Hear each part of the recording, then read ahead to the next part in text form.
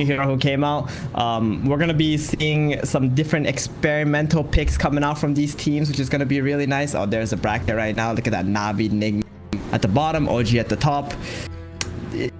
It goes to show like how hard this boss be a potential Nigma versus OG finals.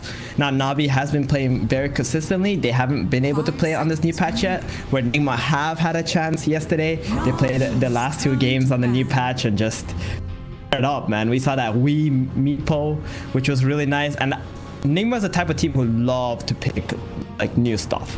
And last time I remember them playing on a tournament, I was actually playing against them on a new patch. It was a star ladder, and they won that event. Close, like 3-2. Oh, there we go. Now I'm back to proper. There we go. They shrunk you down a bit. Yeah, they're getting that nice close-up to start off the squad. You know, let everyone get a nice close-up look at that mug, and then yeah, zoom it out for the main thing. I like that. I like that. Now, this is going to be pretty chaotic, this series. I think that's for sure. This patch there's no way these teams are going to figure out this patch just yet. I'm sure they've each got some ideas, and I think game 1 is probably likely to just be like a huge stomp in one direction or the other, as one team is likely to bring something slightly sharper to the table than the other, I would say. I mean, that's just generally looking back on games which happen like a day after a patch. That's what we tend to see. Now, things will probably start to work themselves out a little bit of time, but then going into the grand finals are going to be completely clean slate, as OG will be bringing new things to the table. I think OG have a huge advantage in the grand finals, having extra time to study things. They get to study this series, so they're going to be able to really get in depth and have a think about what they really want to do, and also play some more pubs and figure out what works in a pub setting as well. Not only that, I think Nigma has a little bit of a disadvantage in the sense that their bench strategies are pretty much thrown out the window, right? That hero has been reworked back to what it used to be previously. It's just a flat aura, and it doesn't summon an illusion anymore unless you buy the Aghanims, and there's no like attack range boost, so you're not going to be playing Dusa with it or like draw with it for the time being. Maybe we might still see those heroes come out, but it doesn't have that significant buffer for those range heroes anymore, so Nigma lose one of their strats. But yeah, other than that, I think most of the patch is like kind of the same, because they didn't really change the map that much. Like they maybe made stacking a little worse. It's gone from like 40% to 30% for the person who stacks it. That's not a whole lot anyway, but like shards come at 20 minutes, and on average we're looking like that's like 60% of the game already. So everything before these shards that you can buy, people are gonna play the exact same way, essentially. And there wasn't like super big significant like buffs or nerfs to a lot of the heroes. Maybe Sven, he's the one who got hurt the most, I want to say, but other than that, like everything else is kind of playable, like bench drafts and Sven, essentially. We're probably going to see the very similar gameplay in the early game, especially since these teams haven't really had a chance to change any of that. Yeah, for sure. Now, having a look at a couple of the heroes which have been picked up so far, I think this DP is probably the most expected one for me. This hero seems pretty intense. Spirit Siphon now has the ability to steal armor, I believe. You know, I should really get the patch updates up ready to go for this. That's a very good idea. Off the top of my head, I can tell you, not only does it remove their armor, it's like by 0.75, but you gain it, and if it's like full duration, you'll gain like 5 armor for some time, right? But then again, like that Siphon needs to last the whole time. And one of the problems with DP is that she got her movement speed increased, but her slow on Siphon is gone now. Your position 4s who gank for you, or like other heroes who want to gank for you, are going to have a harder time being able to land their skills and catching up to that target. Now, you won't have a problem chasing these heroes down, but your teammates will. So in that way, I think DP got slightly nerfed in terms of like setting her allies up, but she's still a very strong hero. Now, in terms of the shard, I don't think people are going to buy that right away, because it doesn't give you enough. Like for the same price of shard, you can just buy a plate mail, right? Which is consistent itself at least. But later on in the game, we will definitely see the shard. We're gonna see like DP is like one of those heroes who just needs items instead. One shard that's really OP though, I think is Phoenix. Phoenix is insane. You know how Io, you remember at 9 where TI9 where Anna just picked Io and then he just bought Aghanims and just farmed the whole map, right? That's what Phoenix pretty much has now on her Fire Spirits. Pretty much infinite Fire Spirits, and for 1400 gold, so it's like kind of like a GPM item for you. just keep throwing your fire spirits on creep waves, on camps and things like that. You're gonna become super fat on this Phoenix. So as soon as you get enough gold, you're probably gonna buy it, or after you finish an item, I expect the Phoenix to be buying the shard. Yeah, there were some other tweaks to Phoenix, reducing the cooldown of Supernova, increasing the cooldown of Supernova by 10 seconds. Just a bit of minor nerfs, tweaks, yeah, some nerfs across the board, some mana cost increases as well. But all in all, Phoenix probably feeling pretty lucky to get away with so little in this patch, because this hero's been good for like the entire patch, and now next one, it's looking like we're going to be seeing plenty more Phoenix for the next few months at least.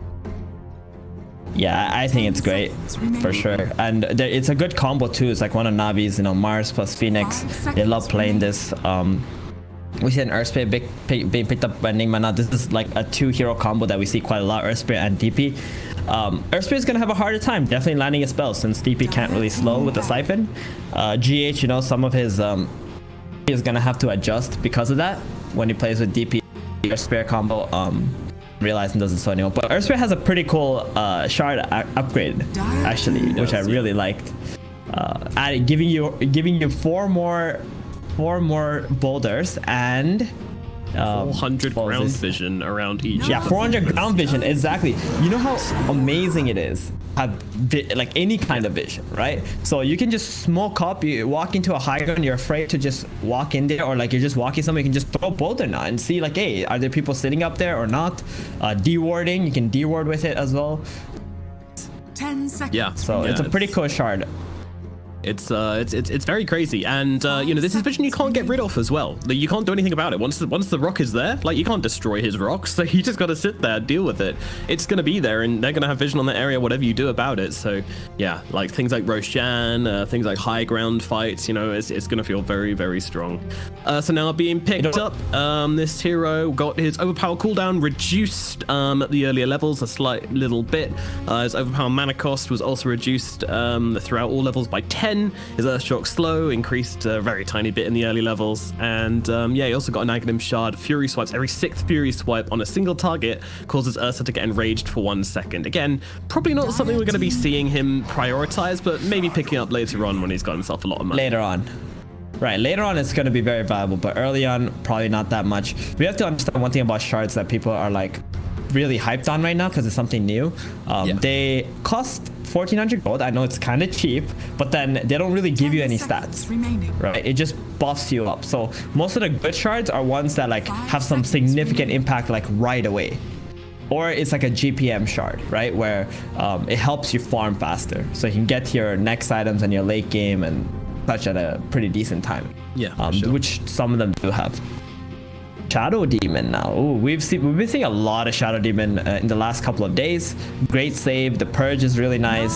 I think he's a really good hero right now. You can no longer purge poison. That's insane.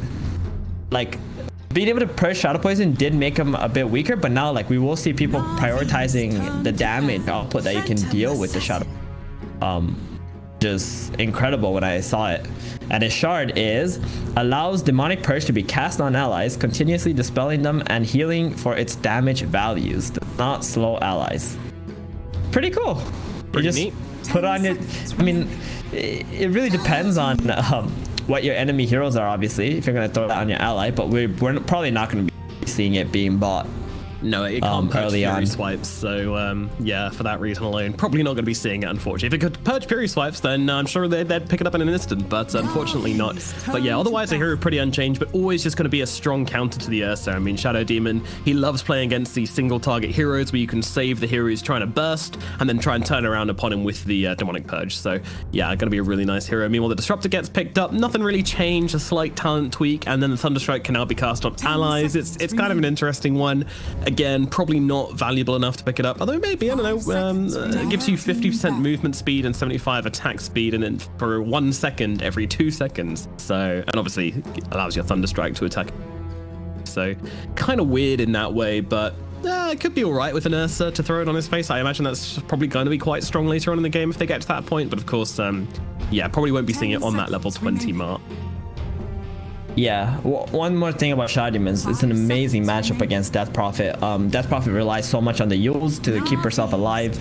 The Purge from the Shadow Demon is going to make the DP not be able to use in that time. So you can actually like commit to the DP, and you don't have to worry about her like healing up while she's healed with the Siphon. So you can just like kill her right away, which is what Navi's looking to do too. Pick. P is one of the heroes that was super popular last patch, and it didn't really get nerfed that much. Fade time, Scepter, Blur Evasion went down by 5% pretty much on every level. That's pretty much the biggest nerf that it had. The talents like Phantom Strike, level 15 went from 350 to 300, which is not bad. Level 25 has like a plus 7% coup de grace chance, but that's like, I mean, normally get the triple daggers anyway. And this Aghanim's shard ability, I think is one of the coolest and so nostalgic for me at least because of Warcraft 3. Fan of Knives. So the PA model in Dota, not Dota, in Warcraft 3 had this ability, right? In the Warcraft state, like it's so cool. And the effect is really nice too. It grants Phantom Knives, releases sharp blades around you in a 550 AoE, dealing 12% of enemies max health on impact, and applies a break. You're not gonna buy that early, but later on in the game, that's pretty big. Like a 3-second break for 1400 gold and does 12% of enemies max health. That's pretty nice. Like you can go on the Tide Hunter. You can blink in onto a Tide, you can break him, then you can Abyssal him, and you can just burst him without letting him ravage, right? Yeah, do you think she's gonna get it this game though? So this game, looking at it, you're playing against Ursa. Why not? Yeah, it's right. Late game, nice later on. Yeah. I mean, late game against Ursa, you can always just like break his passive. He's not gonna be able to get those stacks on you. But definitely like an item that you get much later.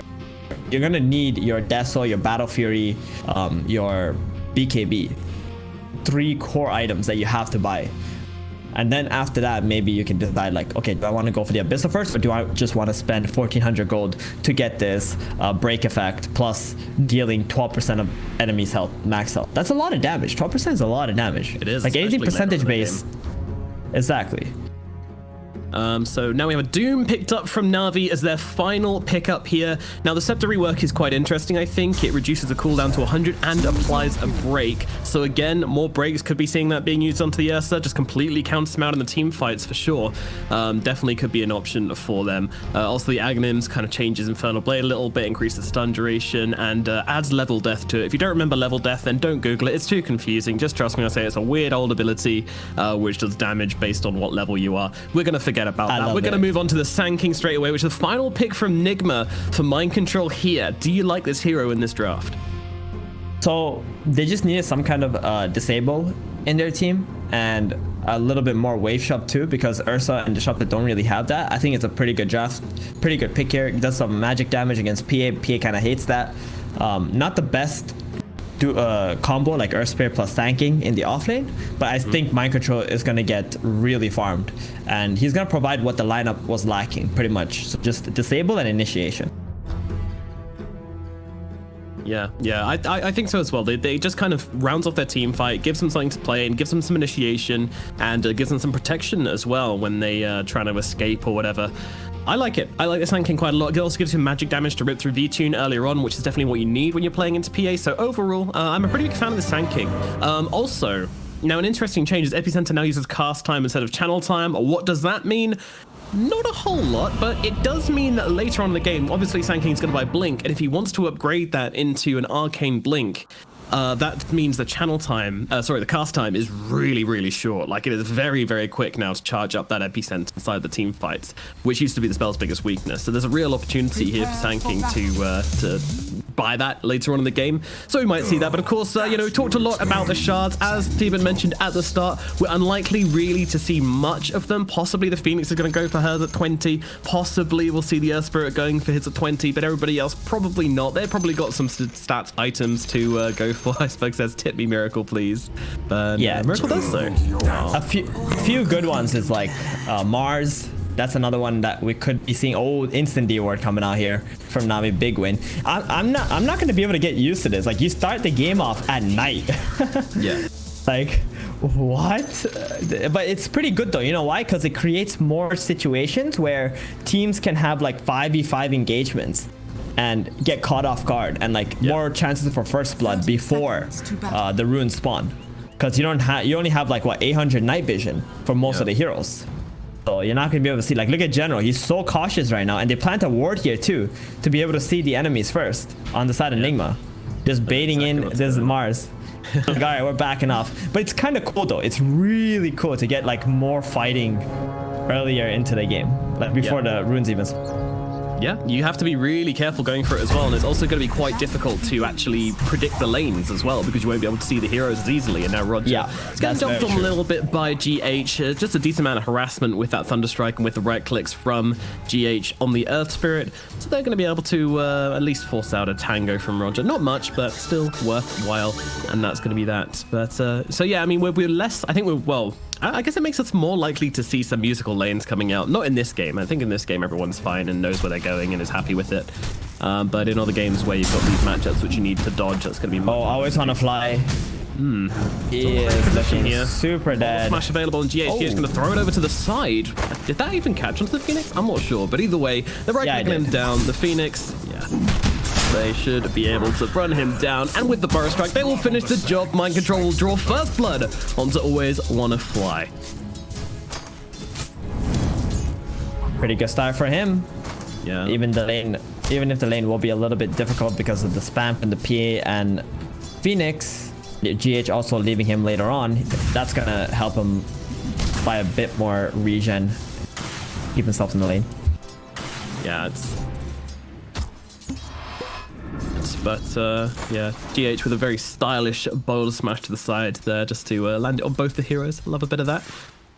Mind Control, not super tanky here, and Always Wanna Fly is going to throw down some Fire Spirits onto the both of them just to get a bit of control back in this bottom lane.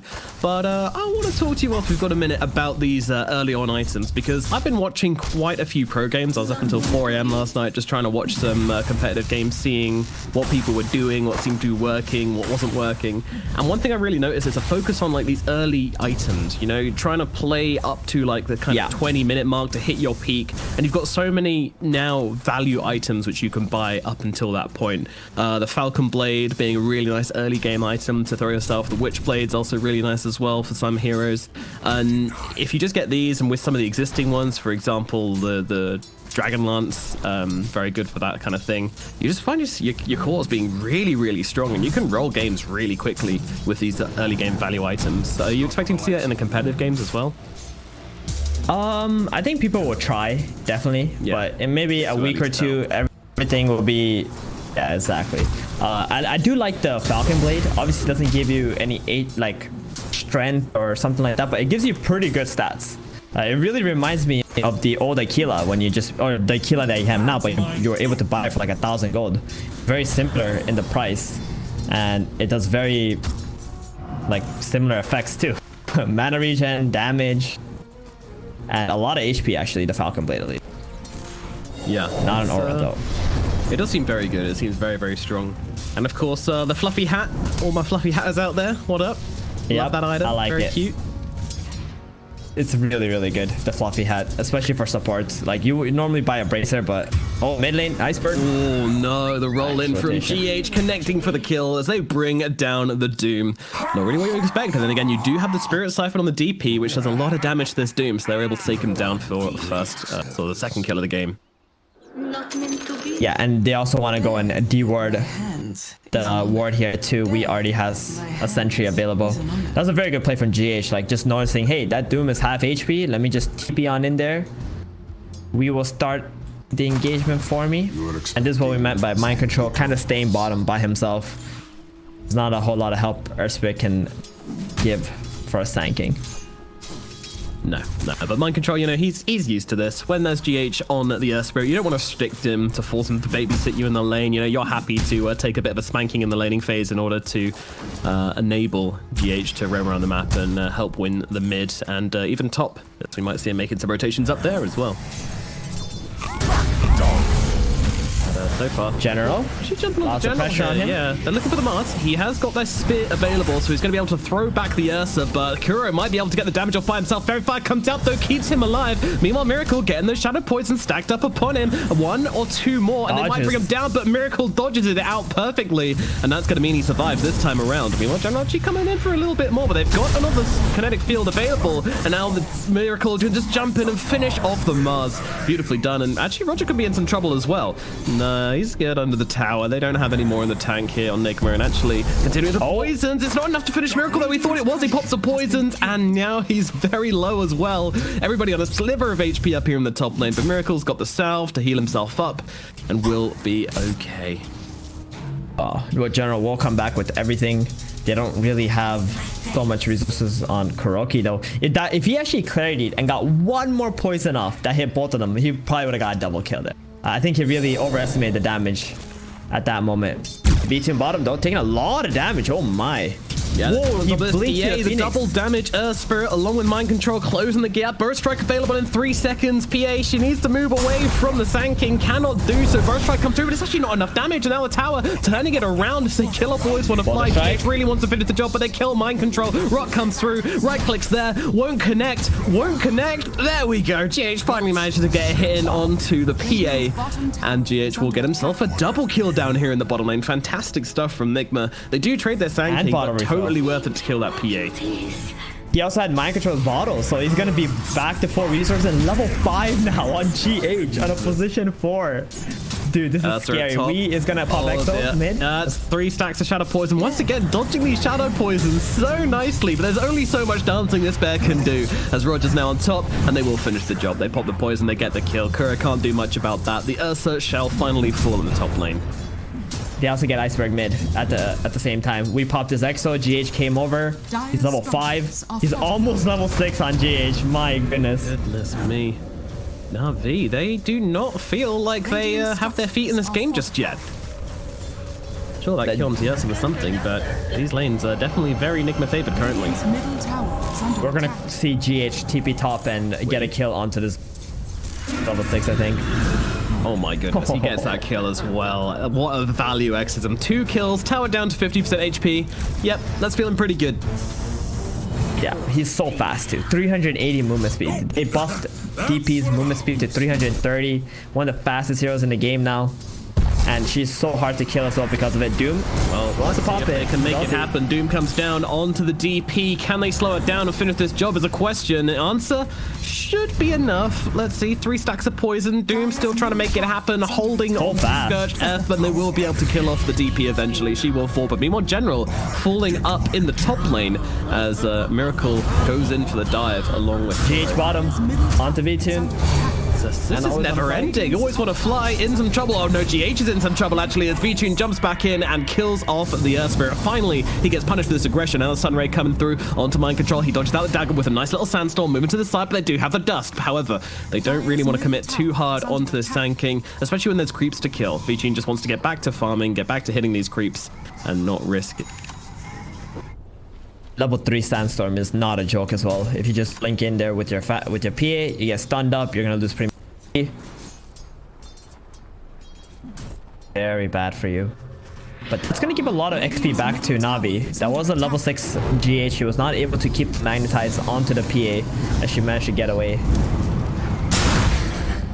Oh, Burst Strike through. We got a fight coming on the bottom. Mind Control. I think he's finally going to get brought down as Iceberg runs through and gets that sword into the back of that Scorpion. Always top lane. Fight, narrowly surviving. Meanwhile, up in the top lane, you're absolutely right. General in some trouble as he's getting run down by these Nigma heroes. With 3 in the mix, they won't stand a chance of surviving this one. Mars will fall again. Every single time Navi gets a kill, Nigma's getting one as well. I mean, this time they're going to feel okay about it, but still... There's a lot of pressure being put on mid at the same time, and I think we will be able to finish off this tower without even having to pop the Exorcism for the second time, which feels very nice. And try not to get it denied, but Roger doesn't have the damage. And GH is rolling in with a haste here, by the way. He's not even rolling, he's just running in. Hey Roger, how's it going? Roll, unfortunately, doesn't quite connect, but throwing him back into the arms of the DP, who will gladly crit swarm him, allow GH to get the last hit, and kill off that Shadow Demon. Another freebie. Nigma just rolled this map right now, and Kuro starting to invade the triangle area. He already has a ward down. Very hard for V2 to just go top, try to take that tower or play there. gonna have to stay bottom for a while, and he's playing against an EXO tanking. That Silence. is Roll. Always want to fly. See you later, buddy. He's going to get taken down by these two heroes very, very neatly. Nigma, they're not done yet. They're looking for more. Kuro's going to TP Roger back to base, though. He's going to try and counter it with a disruption, but maybe he didn't want to do that. They're not going to connect with the roll, so they're just going to kill him. You will go back to your fountain, Roger. God damn it. You will go back. Meanwhile, we're taking some hits from the tower, but it's okay. All is well. And this Death Prophet is just running over this game right now. She fears absolutely nothing. I mean, she has 330 base movement speed. She is so fast. We just got that EXO open too. Oh, bye-bye, Kuro. Wow. They do get something here at least. Navi, they scrape the bottom of the barrel and they find the position 5. Can they find any more is a question, and the answer is probably not. Miracle's just gonna taunt himself away. Tier 1 mid, tier 1 top. Again, problem here right now for Navi is taking this top tower back. They need this for the Phantom Assassin. Not only that, oh, okay. We'll always want to flag out the D word. That's pretty important that he managed to get it. So the PA would not be seen while she's farming the Ancient, or her life would be in a lot of danger with GH just constantly playing around this area. They have a big stack here that they would like to kill, I think. Wow, that is a really big stack. V-Tune, he's getting beaten down. 4 heroes coming in onto the PA. She's going to turn around and get herself a kill, though. Brings down Kuro at the very least, but V-Tune will fall for it. Not a worthwhile trade, I would say, although that said, 1 kill against 4. XP's feeling all right, but yeah, still, that's just slowing down her Battle Fury once again. Yeah. Roger might want to think about killing this big camp stack that he made on the side over here, because if not, Nigma's gonna come very soon to steal it. I'm gonna take it now. Iceberg's in the Yeah, neighborhood. Iceberg wants it. Now, It's a lot of farm there. Don't take any of these creeps. Give them to Iceberg. Oh, he took the little ones. Took the little ones. All right. I think Iceberg will let him. If there's anyone you don't want to Radiant's want bottom away. tower is under Definitely attack. Oh, Arcane Ring. Nice for Shadow Demon too. I like some of the tier 1 items that they've come out with. What do you think of those? Yeah, we haven't had any. I think the Fairy's Trinket is absolutely insane if you're playing Leshrac, Zeus, any kind of spellcasting hero. I mean, even on DP, Yeah. it's pretty insane. It's plus 5% spell damage, plus 5% mana cost reduction, plus 100 health. Like, that is everything you want as an in core. It's Definitely. insane. It's a tier 2 one, right? Is also pretty insane. Oh, for the carries because they cycled it's out. tier 1, dude. It's tier 1. Fairy's Trinket. Oh, right. No, there's the other one that also gives you tier 2. I forgot what it was called. The Quicksilver Amulet. That You're was right. quite It is interesting as well. That's the one I was thinking of as well. Yeah. And the bullwhip is just hilarious. I hope we get to see some bullwhips coming out, Very because that whipping is very entertaining. The one that I enjoyed the most, or I think is going to be insanely OP, is Cloak of Flames. That one, like when I saw that, I immediately thought of Spectre. I'm like, yo, this is close to a Radiance as a tier 3 item. And not only that, it gives you magic resist and armor. Like, imagine a Doom this game with that item later on. He's going to be doing a hell of a lot. Or even the Sanking, for example, right? These heroes who want to just go in and they get this little bit of extra DPS. It does just as much as Sandstorm at the end. Yeah, it's really crazy. It's really crazy. Elven Tunic also very good as well. They've these tier 3 items they've released are extremely strong. Really cool. But back to this game right now as it is. It's only 11 minutes into the game and Nigma are just absolutely rolling this map. PA already has 2 deaths. Miracle did die early into the laning stage, but that's not going to matter too much for him. He will catch back up as he has so much space available. Now you're going to find it really hard to take any objectives because of how restricted they are on the map and constantly having to put the fire out that Nigma keeps lighting. Yeah, V-Tune is just not really getting the creeps she wants. She's not getting this Battle Fury timing that she wants for sure at this point. I mean, she hasn't done horribly, but there's just a lot of pressure going on, and we and Iceberg are the only two which are really prospering from all of this. That said, Miracle's not having a great time either. He's also actually going for a Battle Fury as well, so both of them kind of a little bit slow in their timings, but they'll get there. Definitely. The thing that Nigma I think right now are looking for is just this blink on mind control, which he has in 3 gold, by the way. And as soon as he gets that, we're gonna see a lot of smokes going into Navi's ancient area. Oh yeah. They're not gonna be stopping. And Disruptor also has his ulti. Kuro, he wants to be able to utilize this right away. Very strong early game skills out of Nigma at the moment. GH though. Lane, they're going down on to the Spirit. Surely they can bring him down. They haven't quite finished the job, but he's running out of spells. He's running out of life as well. Iceberg will finish the job. They get him inside the arena and they kill off that Spirit. But Nigma coming in for a bit of revenge. Kuro looking for the glimpse, but unfortunately it's only level 1, so the range isn't there, so won't be able to catch anybody inside of it. Ooh, possessed mask. On the That's a big one for Ursa. He can Roshan with this. As soon as he gets Battle Fury, or like even now if he wants to, he can actually Roshan. But obviously it'll take a little bit of time. Yeah, pretty much solo it. Under attack. Maybe need someone just to get like the first couple of Fury swipe charges up. But yeah. He's good. He can just pop the Enrage at the start if he needs to. He's already got level 3 into Fury swipes. He can easily just rush with the Possessed Mask. Insane. Mind control bottom. Gets it. Is he getting away? Is he gonna do it? Out into the trees we go, but unfortunately he's not got a path out of this one. The dude's gonna come down to him as well. Spear to follow up, and they're gonna make sure they give the kill to Iceberg as well. In fact, they even walk away from him as he's dying. That is some disrespect from Navi as they just let him to die by himself alone in the forest. Brutal. But that's a really nice kill from them. Mind control being a little bit lackadaisical. Oh, they so certainly do. The Supernova's gonna come down there. Featuring trying to turn around and fight up here, but not gonna be able to do so. And now the Supernova's gonna be a sitting duck for Nigma to take down. Moving across to Roger as well. Roger does not really have the teammates here as a roll. Is going to connect on Tin. Miracle closing the gap as well. And that is a dead Shadow Demon. A good couple of kills for Nigma as a response to their Sand King dying. Very, very surprised that the PA gets caught out in the mid there, but looks like that must have been a jump forward from Nigma in the end. Yeah, we just came from the left side. GH also rolling in, popping the Exo, silencing him, buying enough time to get on top of him. That was it. That's all they really needed. With this Exo and this new movement speed buff onto DP is just so fast. He had like 460 or 70 movement speed with that Yos as well. Just can't really get away from this Death Prophet. Yeah, they can just leave Miracle in there to do road. Oh boy, always want to fly. Caught out by the side, and they move forward to Roger as well. Roger's going to get taken down pretty damn quickly as the disruption comes out onto GH. That's not going to be enough to save his life, though. Another hero dead. Meanwhile, Miracle finishes off Roshan, the 13-minute Roshan, with this possessed mask. That's pretty crazy. Really good. They're going to have to kill him twice. They want to slow down Miracle's farm in any way. Already having trouble pressuring him up.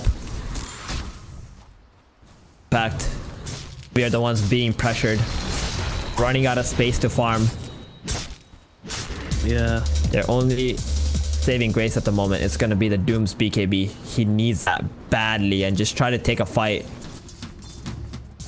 They're smoking, dude. They're not stopping. BKB is the plan, but is he going to be able to get it? Well, GH just rocking up in his face, finds another haste ring, gets on top of Iceberg. Roll is not going to connect. He can sidestep a TP now attempted, but mind control's in with the blink, with the stun, and now they got the control to bring down the Doom. He is pretty fast though, with those drums running himself away, but GH is going to connect with a roll, and this is Iceberg dead.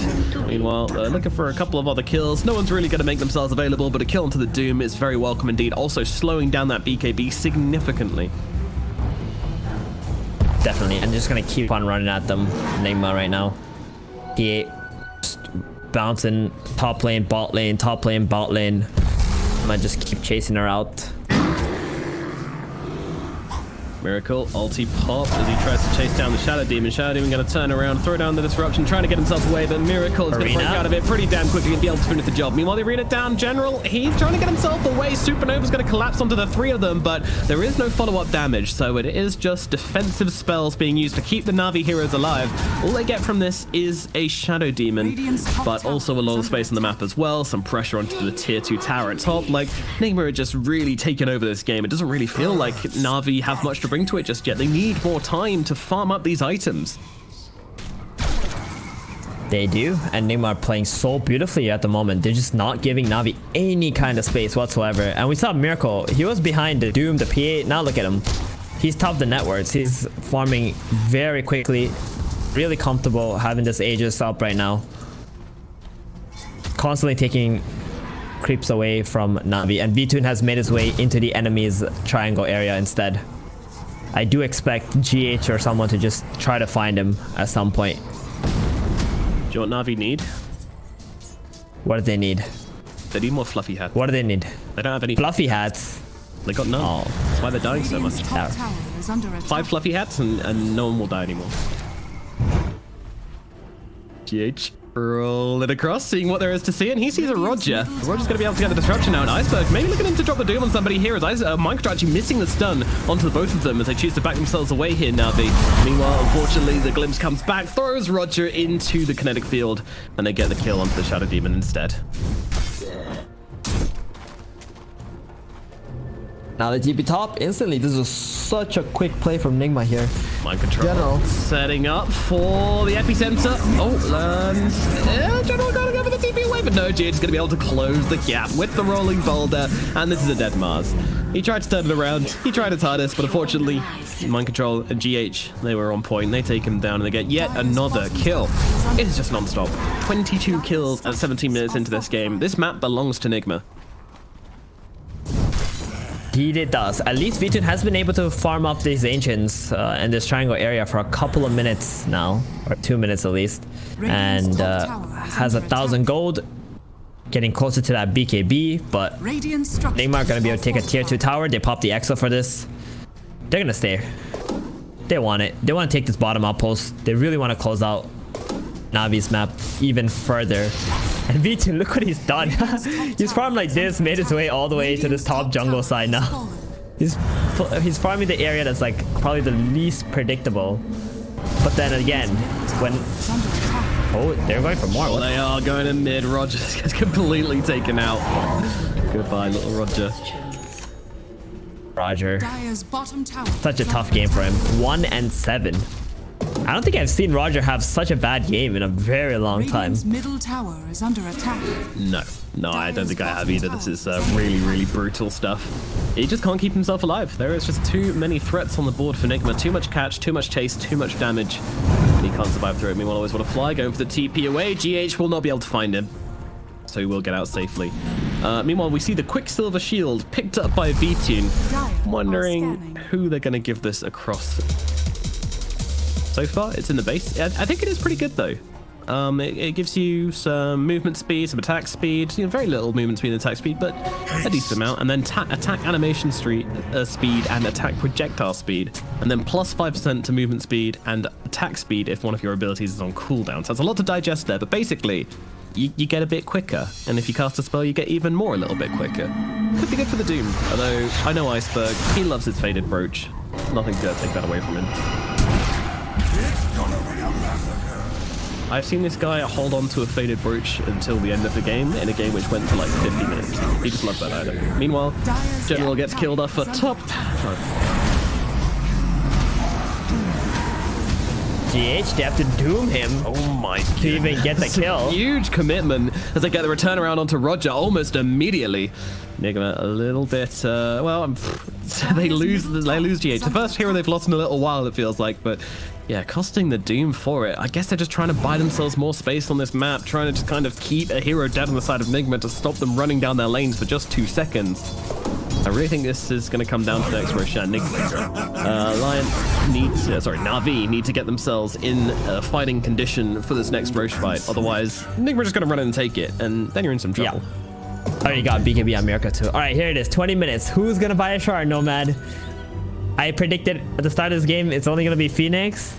You said maybe the Earth Spirit. Is he doing it? Nah, he's I mean, he just got Yules. True, he might. Maybe after he finishes this Yules, he might. Yeah, exactly. Like, you're going to finish your one item you're going for first before you really... Ooh, almost gets that PA. GH. Keep it out. Nail biting. Yeah, so close. A gift from the... All right, Phoenix got it. He bought it instantly. Yeah. 20 minutes, he was already saving up gold for it. Now has infinite fire spirits pretty much. They recharge every 7 seconds, 1 fire spirit. Pretty big. Yep, here we see it. Surrounded by spirits. Feels good. I like the way he cast it just before he got it as well to get himself a couple of extra spirits to throw out for free.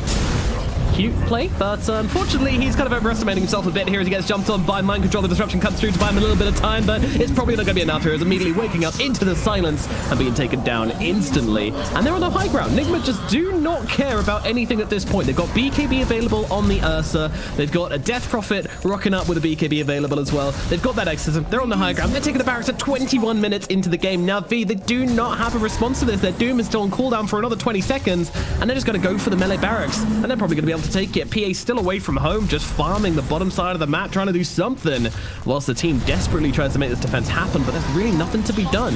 Fuels out, buy them maybe a little bit more time. Mind control comes in, though, lands a stun onto the Mars. Disruption's going to try and buy him a little bit of time, but he needs to get off this arena, but the sun's down onto him along with the epicenter. Down goes the Mars. He's going to buy back into this one, though. They need to make something happen here. They need to get a really good arena down. Doom's going to come out on the Extra, but it looks like he got with off in time, or well, it's just running out as General, trying to desperately run forwards and land his ultimate, but everyone's got a BKB on, so he can't really find himself a target. Beelining for this Ursa. Can they find him? Is the question. The Doom's about to run out. The arena comes down, only catches out Kuro, who will fall to it. General brings him down. Miracle, though, that Doom's run out, and he's just trying to run himself out. Meanwhile, GH gets killed off by V2. Navi, they find one more as Roger and Always Want to Fly will gang up onto Mind Control, get him as well. 3 heroes dead on the side of Nigma. Everybody except for the 2 big cores fall. Oh, so awkward for Navi. You know, they do make the defense. They don't keep their barrack alive, though. The melee barracks is gone. I think it's got to be considered a win for Nigma, unless Navi can do some dramatic warding and take over an area of the map now, and then make another play on the back of it. But they don't have their Doom. It's so hard without it. Well, Miracle survives, so that's still a pretty big win for Nigma. That being said, these 3 kills is the starting point for Navi. They got the racks lost, but at least the PA was able to accomplish, you know, something in the engagement. Once she has the Desolator, she's going to be a bit stronger. So Nigma, like, they're waiting for this rush, right? And it's up now. As soon as they get this Aegis, this game is going to get so much harder for Navi. I would also like to point out that Kuro bought a shard as well. I actually like, this is one of my more favorite shards too. It actually buffs your ally. That's why I like it. You can drop it on your Ursa or your Earth Spirit. He can go in or go out. Like when he got doomed on the Ursa, Kuro just kept spamming the Thunderstrike onto Miracle, so he can move a little bit faster and get out. This is interesting. So it gives him the movement speed, gives him the attack speed, and yeah, it's really cute. It's good. It's good. It's a buffer. Any buffs are generally good. Ooh, they don't get the Phoenix. He's on a fly, will get himself away. Nice side push, split pushing there from the Phoenix for sure. Dire's bottom tower. I have 3 Yules on the side of Nigma. That's gonna be pretty annoying for the Phantom Assassin and the Doom. They constantly get Yuled up. Yeah, when trying to run into these fights, at least Doom has a BKB. PA has one as well at this point, and she's just trying to finish off this Desolator before the next fight, but man, this is going to feel very, very difficult. Nigma, they've got everything as they run up the high ground. And here we go. Iceberg immediately dropping the BKB down and just trying to start the fight and chase away the DP as they get on top of her with the Doom. Can they finish the job? There was a question. Iceberg, he's losing his health to everybody else just chasing him, and now his BKB runs out. He needs to get himself away. Nice Supernova, though. Controls him up pretty damn well. Supernova's going to come crashing down. Miracle is locked down, but he's got the Aegis. They don't really care. They want to go for the easier targets. They will now finish off that Aegis. Meanwhile, Roger being run down by We just so quick, gliding into this fight and able to easily take down the Shadow Demon. He can't do anything to get himself away. Nigma, they've hit the reset button. They did lose mind control, only getting 1 kill in response. So far, it's not too bad for the side of Navi. They've done the best they can making this defense, but Miracle, he's still got the cheese, and the Doom's down now as well. So he's just going to come in and start whacking away at this tower, but now down to about 50% HP.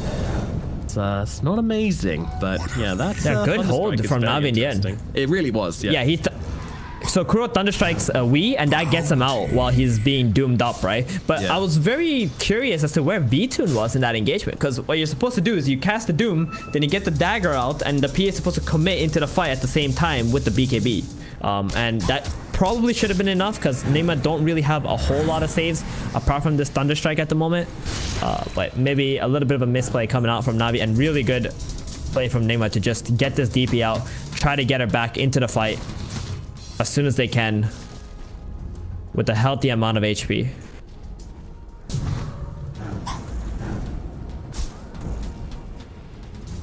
pretty tanky on Wii as well with this plate mail and BKB. Not the easiest target to bring down. Radiant's bottom tower is under attack. We've had a spectacular game. 12 and 1. I think he's found a lot of motivation, you know, as the new patch hits. Like, yeah, Meeple's back, let's go. You know, Viper has some cool builds too now. With the new Maelstrom upgrade, with the Lotus, sorry, with the Atos. Radiant's That's a cool item as well. Feels really nice for Viper. Yeah, I'm interested to see how the Gleipnir gets used by certain heroes. It's one of the most interesting ones. Trying it on Sniper earlier. Not amazing. Pretty good for killing creep counts very easily though, just hold them in trap. There's some cool combos. Sure. Meanwhile, Navi, they are smoked up behind this tier 2 tower, looking to make the jump with its doom once again back up. And Nigma, they're going to smoke up right into them. See who collides with whom. Front lines, he's got himself. He's going for an Axe actually on the Earth Spirit, but we'll get back to that later. These two teams kind of kite around each other. No one really summoned up the courage to go for the plays just yet.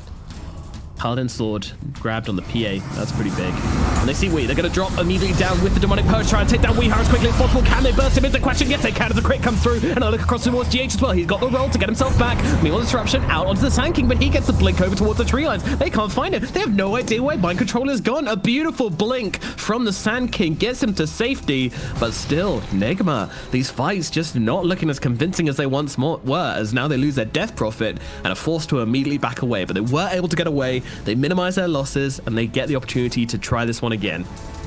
Desolator complete on B2, they're starting to hit their stride right now on this Phantom Assassin. What Nigma need is to hit this MKB timing on the Ursa so they have an answer to this Phantom Assassin. Because as of right now, their damage output is just not enough to be able to deal with before she kills you.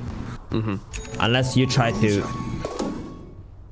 jump on her first, which is really hard to do. It's so hard to actually catch a Phantom Assassin when she's constantly blurred and staying on the edges of the fight. Be very tricky.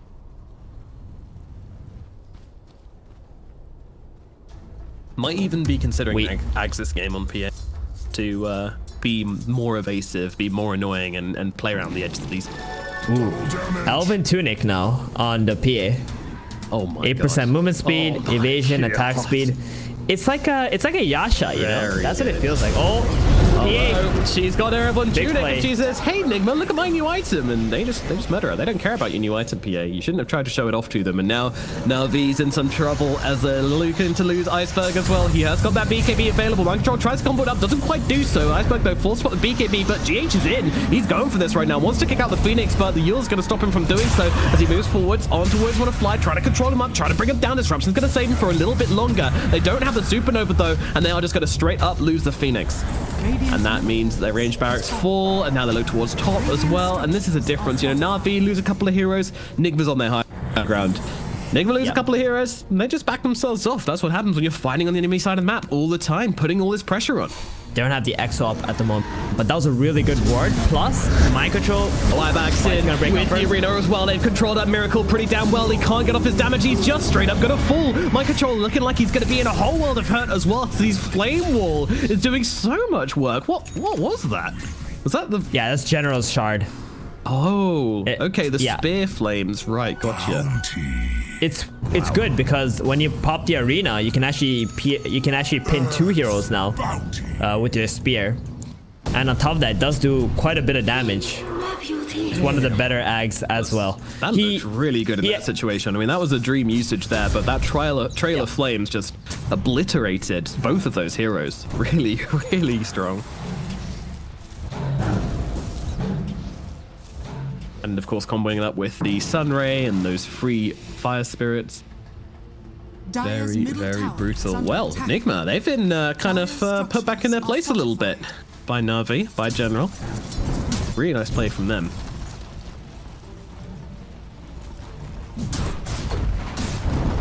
Next Exorcism will be up in 30 seconds, and this time the Death Prophet has an Arcane Rune bottled as well, so that's going to be pretty scary. And she's going for another shard. Okay, we're seeing quite a few shards coming out around this 30-minute mark. She's finished her armor item already.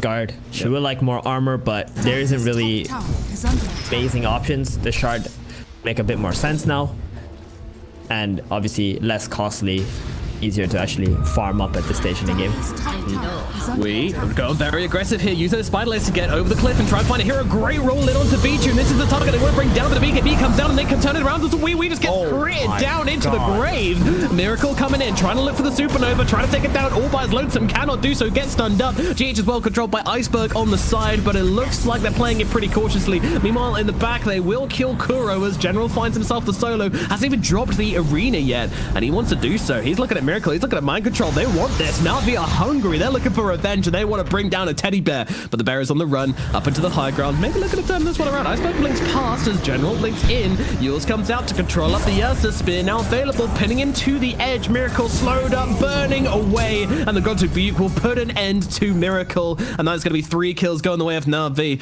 Roshan is up in exactly 1 second. Hello, Roshan. General even hitting it with the Gods of Buke for the courier there, which is funny. And in they go into the Roche pit. They're going to There's be an taking Ags on there. Aegis as well. Oh my god, what a turnaround from Navi. There's an Ags inside there. That's a PA Radiant's Ags. middle tower is under What we attack. wanted.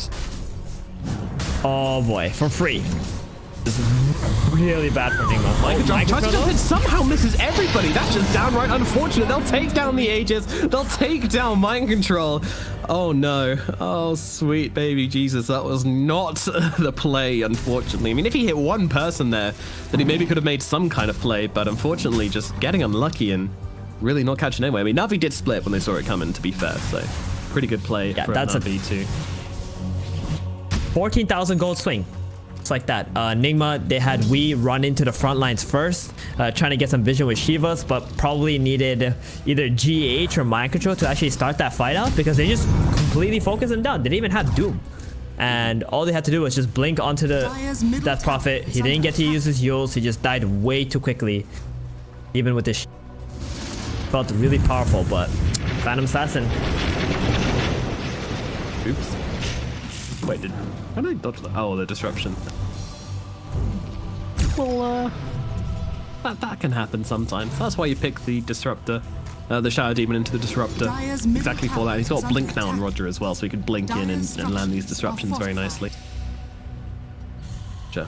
Up on a cliff. They do sitting see on a him. ward. Iceberg jumps in though, drops a Doom down onto Ursa. He's taking out the fight immediately, but GH is going to try and kick him away. Is it going to save his life? I don't think it is. Miracle's going to drop here. No buyback, so no chance of coming back in. Kuro falls on the side as well as Vichu gets the clean double kill. Navi come in, make some very quick examples of these Nigma heroes, and now they take the tier 1 tower at the mid lane as well. Game is just completely slipping away from Nigma right now. Just fight after fight that they've been losing. Even from the high ground push that they had earlier, just, you know, defending that off, buying enough time for PA to hit her timings. Like, this PA is gigantic right now, especially with that Ags that she got for free from the Roshan. Dire's middle tower has fallen. Dire's middle Yeah, she's tower gonna roll is himself under back. No worries, but yeah, this time it's Navi on the high ground. PA is feeling like an absolute boss. The thing is, it is a big comeback, but PA was actually always doing pretty well on the farm this game. She was never that far behind, so always keeping herself in a position to come back into this. Middle barracks are under attack. Her positioning Dire's middle on the map was exactly what allowed them to be in this situation, right? She kept on stealing the farm here, even running up here, while Nigma was constantly up the other heroes. But Nigma, I think their goal should have always been to just find the PA, and no one else actually matters, you know? At least have one of their catch heroes just run around, see if the PA is like farming your jungle. Had to get like 1 or 2 more kills on her, but right now she is gigantic. About to go for a Scotty, gonna make her even tankier. That means the Death Prophet is not gonna be able to be as tanky as well with that Spear Siphon. Yeah, Honestly, we might want to get a Ghost Scepter this game, because he's gonna, with the build that he has right now, he's still gonna die to the Phantom Assassin. well, let's find out. Hey, PA. Just going in. How's it going? May I By have some himself. drama, please? Yeah, and PA's like, hey, you know what? I sense something's wrong here. I don't want to get jumped. That's really Wow, curious they- that Vichu backed away there. This guy's got BKB on 6 seconds and an Aegis. Like, They're waiting there's no for reason the to be Doom. scared. Iceberg was not there, and they felt like, oh, Nigma's probably just baiting this Death Prophet, right? Just dangling him in front of us. We jump him, we might just lose the fight. But in reality, we was just there by himself. Like a madman. Yeah. I mean, it looks goofy, but if you act like you have heroes behind you, then the enemy are going to think you got heroes behind you. Like, that's it. And, you know, the team was there-ish. I mean, they were getting there. Probably screaming, what the hell are you doing? We're coming, but Jesus, calm down, we. We doesn't care. We knows that confidence rules above all. And now, they're sitting in the Roche pit. They're waiting to see if anyone comes to farm this camp. They've got this vision down, and they really want to punish anyone who comes in here. Navi are not falling for it, though. They're going for a 5-man smoke of their own in towards the middle. Taking down some creeps. Nigma moving as a unit as well. Seconds. Sensing there is a fight on the horizon. 40 seconds left on a... might just run out for the PA will get a chance to use it, but they will be running into each other. They're gonna try and make the fight happen here. Let's see what they can do here as GH rolls on through onto the Shadow Demon, trying to start the fight on the right target. Burrow Strike, beautiful, onto 3. Mind Control, trying to make this fight really take off for them, but General comes in through the back, misses the spear though. Meanwhile, we drop in very low. They need the one more hit onto her. V2 will find it. Zyklop brings him down. Miracle and we are both dead, and that means the fight is over from Nigma. They're gonna lose Mind Control as well. Every core on their side is now dead. Man, it looked pretty good start to the fight for Nigma, but unfortunately the Ursa was still getting controlled up in the back along with Weeha, and there's too much damage on this Doom and on this PA in order for them to really fight back into it. I mean, they can't keep letting the Ursa get doomed like this either. Like, every time this happens, it's just impossible. And now coming up for the tier 4s. Navi want to win the game. They are not messing around here. They want to force some buybacks at the least. Yeah. 2 big heroes on Nigma. They do not have buybacks for 40 more seconds. They don't have Exo either. This is looking like a GG, Nomad. No way. Man, their pushing power is so intense with this PA though. OGA tries to make something happen, gets quickly obliterated. Bye-bye, Little Earth Spirits, and bye-bye Tier 4 Tower, and maybe bye-bye Engine as well. Mind Control's back in 3 seconds. It's not going to be enough, though. There's the GG's coming out from Nigma. They realize it's over. Game 1, against all odds, it goes to Navi. Wow, since 27 minutes into the game, Nigma could not win a single fight, right? This PA got that Deso, Battle Fury, BKB, it just felt like Nigma couldn't stand a chance. I think Ursa needed to get this MKB earlier, and on top of that, they played very well on Nigma, honestly. They were pressuring super heavily from the early game.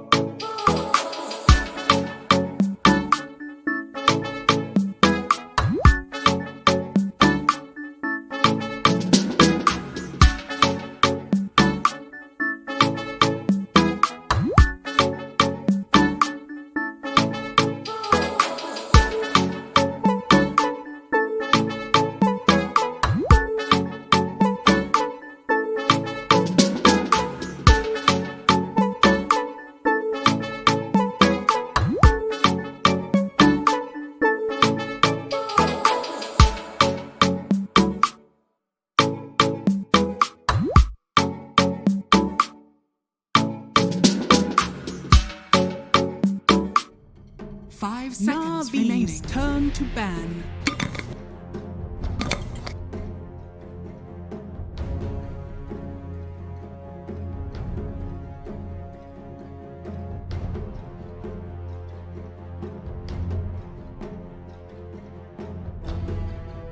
Ten seconds remaining. Well, hello there, and welcome back to Navi versus Nigma in the lower bracket finals of the OGA Dotapit. It is an elimination game, the second last series of the tournament. The winner will go on to fight OG in a best of 5 grand finals. I'm very excited. You should be too, and I'm sure Theban is as well. But Theban, what are you expecting coming into the second series? Hopefully not a Phantom Assassin. Yeah. I'm tired of this hero. I thought last patch, like when the new patch will come, like, you know, it'll get rid of the old carries, but I know it's day 1, day 2, people are adjusting, but like if you look at the changes to PA, it didn't really change. It's just 5% less on her blur. Like whoopie-doo is barely anything at this. So maps, like, you know, like how the teams are playing the maps is very similar to how this last patch too, because there wasn't really much change. I'm really expecting, to be honest, another patch that will change map things, like maybe down the road, a couple weeks. I think they just wanted to send the heroes out first because that's what everybody's kind of interested in, and then see what happens from there. Yeah, I'm expecting some map changes, maybe some economic changes as well. I'm expecting that all that stuff's going to come a little bit further down the road. But right now, we've just got the juicy stuff. We've got the items, we've got the heroes, we've got the cool stuff. And yeah, what do you think of the new hero, just quickly before we get started? From what I've heard, it's OP. It doesn't have a shard, doesn't have an axe, but it doesn't matter. It just is super annoying to kill, does a lot of damage. Laning stage is really powerful too. We're gonna see a lot of tweaks definitely coming up. Like Void Spear, right? A Void Spear got nerfed pretty quick. Not enough in my opinion, but anyway, let's get into the second game of this series. We saw Navi taking game number 1 off Team Nigma with a dramatic turnaround, utilizing their PA and their Doom. They got enough farm and then suddenly they said, hey, you know what? We want to win this fight. The Mars rocked up with this Aghanim Spear, the Aghanim Shard Spear, and just smashed fools. And they did. They smashed it again. And from that point in, yeah, they didn't have a chance, Nigma. It really did not look like they were ready to fight anymore into that. And they lost every single fight. Iceberg with some fantastic Dooms onto the Ursa. And we're going to be seeing that guy coming out again as Navi go for the second pick Doom rather than taking the Mars, interestingly. Yeah, the Mars would have secured the Phoenix's game too. I honestly would have rather seen the Mars. I know how good Doom was for Navi. Just be able to pop that and just, you know, go together with your carry, kill the same target. But ooh, that Mars felt like it had a lot of impact. But you can see what Navi's actually prioritizing is this Phoenix. Like, they know this Phoenix has, even though its spells got nerfed a bit, the shard is great. It actually allows you to scale very well in the game. You constantly have fire spirits, and then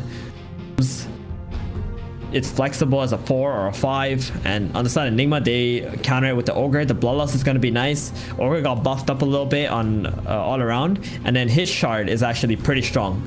I want to say, because it throws back a fire. It's like a 70% damage reduction for the first 3 attacks. So let's say your enemy has like a Sven, right? So the first 3 hits on the target that you throw the shield onto, it's gonna reduce by 70%. That being said, if like 3 different targets, it's not gonna reduce so much. Like a support is not gonna do a lot of physical damage, right?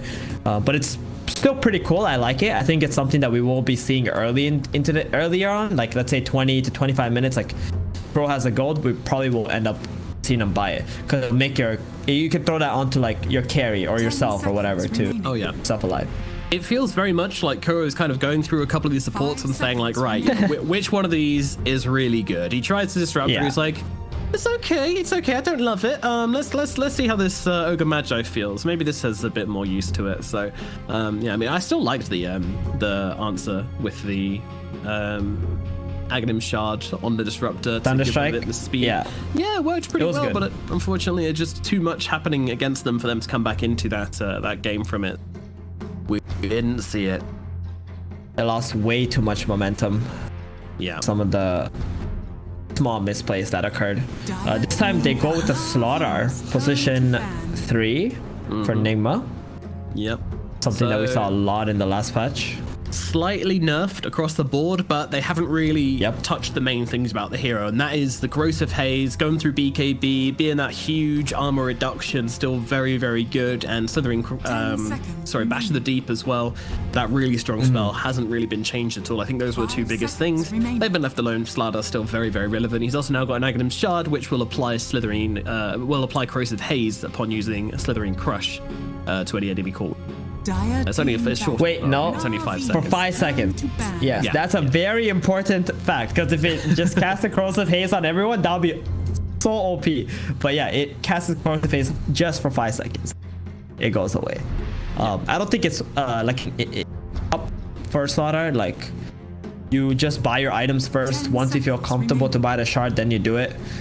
Because normally what happens is when you go in, you stun someone, you're gonna cast Corrosive Haze on that target that you stunned, right? And Slaughter's stun is not like this massive, oh, you need to hit multiple people all at the same time kind of disable. So the person that you go on is gonna be hazed anyway, so it's like a little bit awkward, and it's not like your teammate is gonna be hitting like 3 targets that are all hazed at the same time. You're pretty much focusing one by one. So definitely not like an immediate cop. It's not just a hero that actually needs stat items that help him stay alive and such. It's not really looking at applying haste to everybody from the start. Essentially, it's just a much more damaging Slith Crush with it. Remaining. yeah, still not really worthwhile, I don't believe. Well, they might have different ideas on Nigma, but I don't think we'll see. So I like this ban, by the way. They banned out the Death Prophet in the first phase, Navi. That's something I wanted to mention. I think that's a good idea. This Death Prophet hero seems very, very good. The laning phase just looks ridiculous for this. Starting with 330 movement speed with Spirit Siphon is just bonkers. Dire team pick. And now we have the Jug, the Shadow Fiend, and the Medusa banned out by Navi. Meanwhile, Nigma, they'll get rid of the Spectre, the PA, and the Drone. Ooh, I just thought of something. Because we were talking about slaughter. The corrosive haze, if it lands on creeps, then it's not that bad. Because it helps you farm faster. Because you can, kill the creeps quicker. Do you reckon that would one hit if it works, wave? Yeah, I mean, it wouldn't one-shot a creep wave, but you can kill the creep wave very quickly if you use the haze. So maybe it's not as bad as we think it is. Like, if you think about using it for heroes, then sure, it's like not that good. But if it helps you farm faster, helps you push lanes out quicker, helps you go in the jungle, pretty solid. Yeah. Ooh, Shaman. Oh, dude, I like this one. This is a really cool hero. This has been something other teams have been trying with, especially in China. It's a very popular support actually in China as a 4 and a 5. And the shard effect on it is pretty nice too. It actually blocks the hero in with 4 serpents, and it does a little bit more damage as well, and it gives you more range on your shackle. Yeah, it's pretty nice. It's pretty nice. I'm a big fan of this this shard on the Shadow Shaman. Looks all right. The shard on the Shadow Shaman. That's the hard one to say. We'll see if he goes for it again. Just really look and see how they're experimenting. I'm also trying to think of how the other items kind of tie in, but honestly, like, a vast majority of the new items work really nicely on spellcasting heroes. So I think it's going to come down to, I would really like to see like a Leshrac or a Zeus, and maybe that's something they can that would really benefit from some of this new stuff. And Navi now pick up the Clockwork, which is really good against the 3 heroes of Nigma. None of these can actually get out of the cogs easily. Battery will be very impactful in the early game at least. Navi gonna have a little bit of a better early game, I want to say, this time around. And this could be General's Clockwork as well. I doubt it's going to be a support, because General really likes playing this hero, and when he sees like Ogre Shaman, he's like, yo, this is food, let's go. Heroes you can just eat up and annoy. Definitely don't like playing into that hero if you're the Shaman. Force him to go for something like a 4-staff as well, which generally you'd rather not go. You just want to go Aether on the Shaman and maybe go Blink later on, but no, Force, otherwise he's just going to get completely bullied by this Clockwork.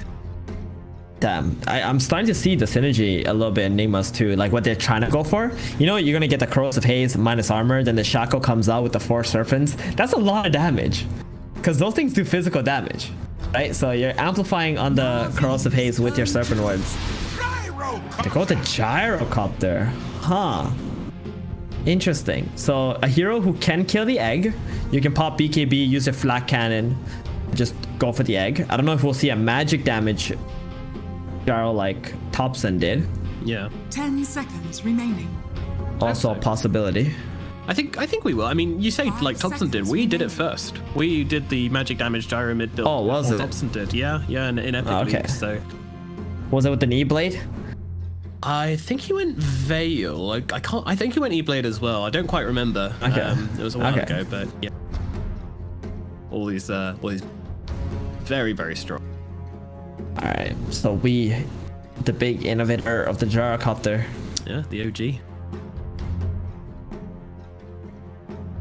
Check that out. Then that means it's very likely that he's the one who's gonna play it. I mean, they do have the last pick. They go with the Morphling, so they want to be able to steal. Yeah, they want to steal that Gyrocopter form, get that flat cannon for themselves. Not that bad against Slaughter as well. Pretty bad against Shadow Shaman though. Yeah. Morphling hates playing against Shadow Shaman. Do you think we might see a oh no, Draw's banned by Nigma.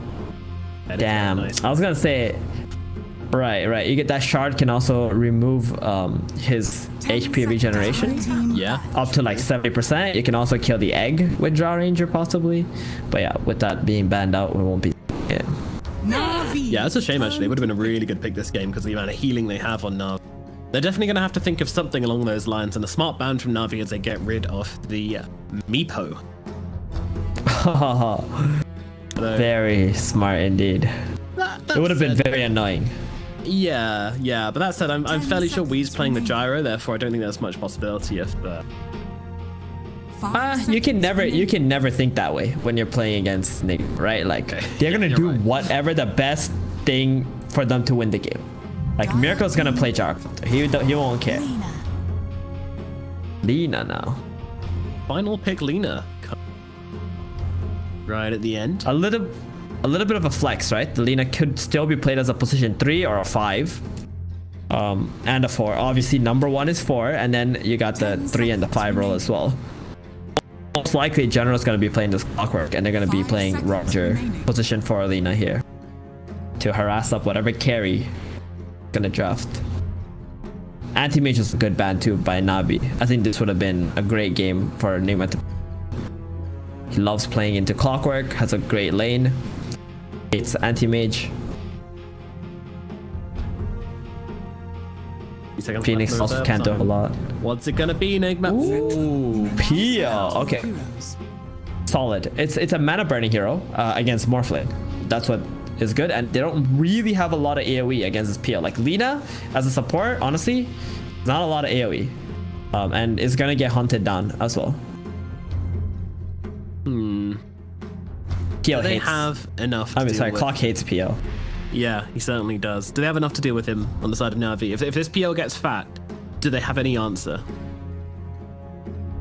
Wanna say possible with Morphling Ags, but I think this PL is just too clutch of a pick this draft. They have Slaughter PL. That's the combination. They have a lot of disables too on. Get that Corrosive Haze.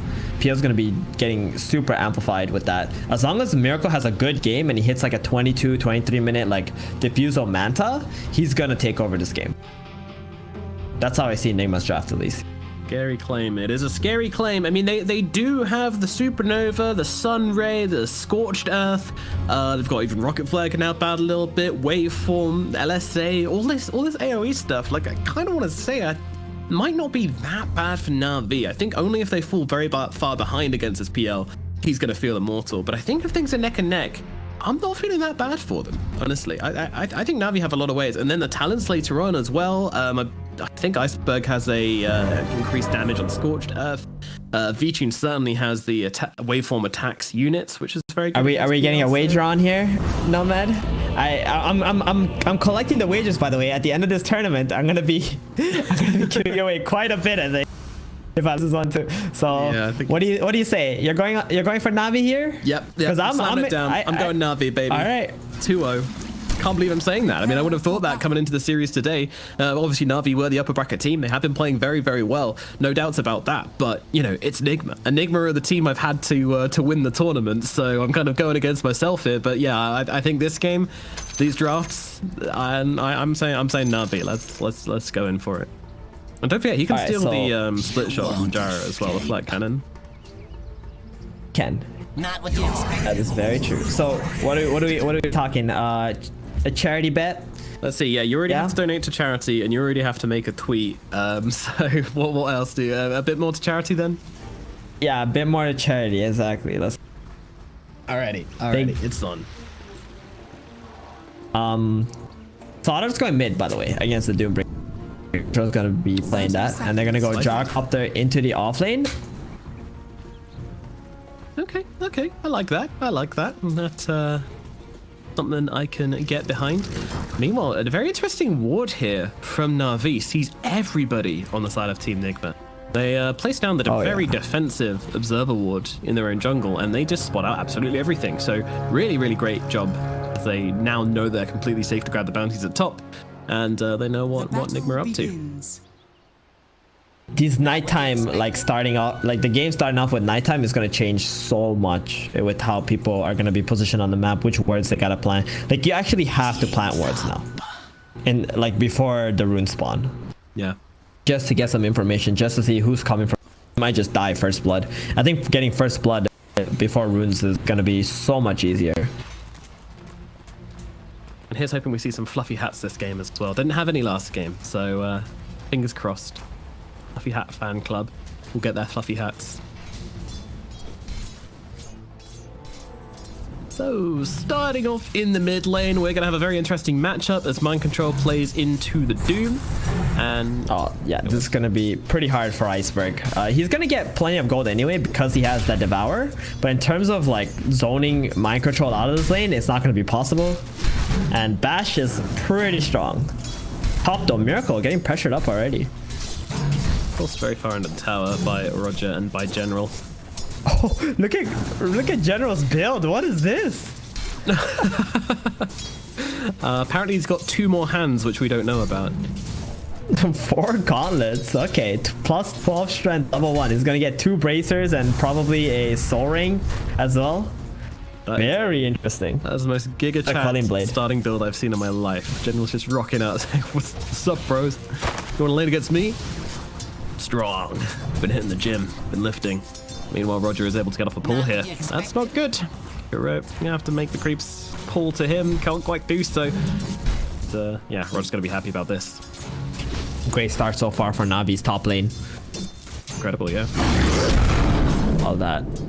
Crow does have a healing salvo available to give Lina in some trouble down in the bottom lane as the homing missile is going to connect along with the rocket barge. Is it enough damage to finish the job? It's a question. LSA comes down. They will get the return kill, but first blood goes to Wii on towards on a fly. Beachin gets a return kill onto GH, but all things considered, I think Nigma are going to be very happy with that first blood. Yeah, they got the gold onto Wii as well. That's the important hero. But B-Tune gonna hit level 3, and as soon as he does that, it's gonna be very difficult for Nigma to actually kill him unless the Morphling makes a mistake. So what's the likelihood of this Clockwork picking up the jetpack? Very unlikely. I think it's one of the worst shard upgrades. But I mean, it could be interesting if you already have all the items that you will need for the game. I just don't like the fact that it like kind of ruins your turn rate, limits your turn rate. Like it has a drawback. So if it didn't have a drawback, then I think it would be. Well, I can believe. I'm gonna believe, and chat's gonna believe as well. We're all gonna believe in general, going for the shard. He's a good meme in general. You know, he believes in the memes, so maybe. Just maybe we might see it. It does look very funny. And you can hookshot it from as well, and it gives you flying vision. So, yeah, those are 2 things which might be enough to swing it, but it's all on the players. Have they played it yet? Do they think it's good? They just want a core Clockwork for other reason. We shall see. Mind Control really giving the beat down to Iceberg mid. Iceberg got an ice armor creep. He is happy at least. Okay, yeah. 7 denies so far for Mind Control has an entire creep wave coming into him. If it was not for his ice armor creep, things would be looking very tough. Yeah, pretty insane that Iceberg was able to find it, because that's going to give him a real good looking in this middle lane now. So pretty even in the mid, but meanwhile the side lanes slightly going the way of Navi. The top lane definitely going the way of Navi, yeah. And the bot lane too. Look at that, 7 last hits for Wii on this Jaro versus V2's 22 and 8. Like they have not been able to pressure the morph. That is problematic. Wii is just not really getting the creeps. They did get first blood on him, so his net worth isn't looking absolutely horrible. But it's looking pretty bad. Meanwhile, up in the top lane, a bit of action coming in as they try to bring down Miracle. Miracle going to throw down the doppelganger, get himself away, but this leaves Kuro open to attack. Can they finish the job? General getting the battery itself. The right click comes through from Roger with the drive-by. They'll get the kill. And now Cog's out onto Miracle as well. He's got a counterplay here. All he's got is a Spirit Lance. He tries to walk himself away, and that will be enough to keep him alive. They're out of spells and out of health on the side of Navi. I don't want to accidentally give anything away to Miracle. Meanwhile, down the bottom lane, they will kill off Always Want to Fly again. So these small kills doing what they can to try and keep Wii in the game, but it's very, very small drops in the ocean compared to the net worth difference between B-Tune and Wii in this lane. Yeah, not only him, but B-Tune and Miracle too. That's the matchup that we're really looking at right now. This early into the game, having a 500 gold difference is quite significant. Correct. In some trouble. Oh, I say that. They're turning it around onto Roger, and the Slithereen's curse is going to cancel out the Icarus dive. General will finish the job, but it looks like it's going to be a double for Mind Control here as he gets on top of General. Doesn't want to chase him under the tower. Wow. Okay, backs away. Huge respect. Yeah, Clock didn't have a boots either. He could have definitely like ran after that. Does have but 3 braces, maybe though. nobody gave him information about whether he had mana or not. It happened. Yeah, he went for 3 bracers, not even the soaring after the double bracers. Okay. That's insane. 29 and 8 on clock. I like this build. It's kind of interesting. You got a lot of regen, you got a lot of damage, right click. Yeah, it's bulking up, hitting the gym. That's what you gotta do. Get those braces on and just start running at some heroes, and that's exactly the plan. As he sees Miracle and just immediately casts his battery assault and starts running at him. It's so annoying, so obnoxious. Miracle's just like, why is this guy just running at me? I can't turn around and hit him because the man's got so many braces, literally falling out of his pockets. And a lot of HP regen. 7.7. Without the tower buff. Miracle. Oh, he goes for the hood first. I've seen this quite a bit now where POs just go for the hood first. And I think the hood also got buffed because it costs less. I know you lose 5% magic resist, but 20 and 25% magic resist with diminishing returns is not a lot. Yeah. Just making it 300 gold cheaper is so nice. Your bottom always want to fly. It's going to get run down again by Wii. The gyrocopter will make the kill happen. GH getting very, very low, but Vici knows he can't overcommit to that kill without a waveform, without adaptive strike to finish the job. So it is just going to be a straight up trailer. GH, he's going around the side here. They're looking to make a play onto Vici here, but he managed to get off the strength morph in time, and GH might just die to the creep. Certainly will. Oh dear. Wow. Pretty good reactions. That was pretty impressive. Exactly. That was just V-Tune, right? Like, he got that strength morph instantly. Yeah. GH tried to make the play, but got outplayed. Very, very ready. But he hit that from the fog. That's like godly reactions from V-Tune, and he's looking onto Weeha currently, giving him a good old harassment. Low commitment from V-Tune, just a low commitment harassment with the waveform forward and bunch of right clicks in, and Wii is forced back, but he's got this bottle now for himself. So that's gonna be refilled by GH and give him back a little bit of that lovely health and mana he craves so badly.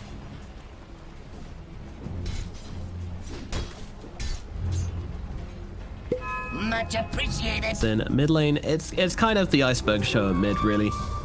He's doing what he wants. He's pretty uncontested by mind control. Mind control made some movements in.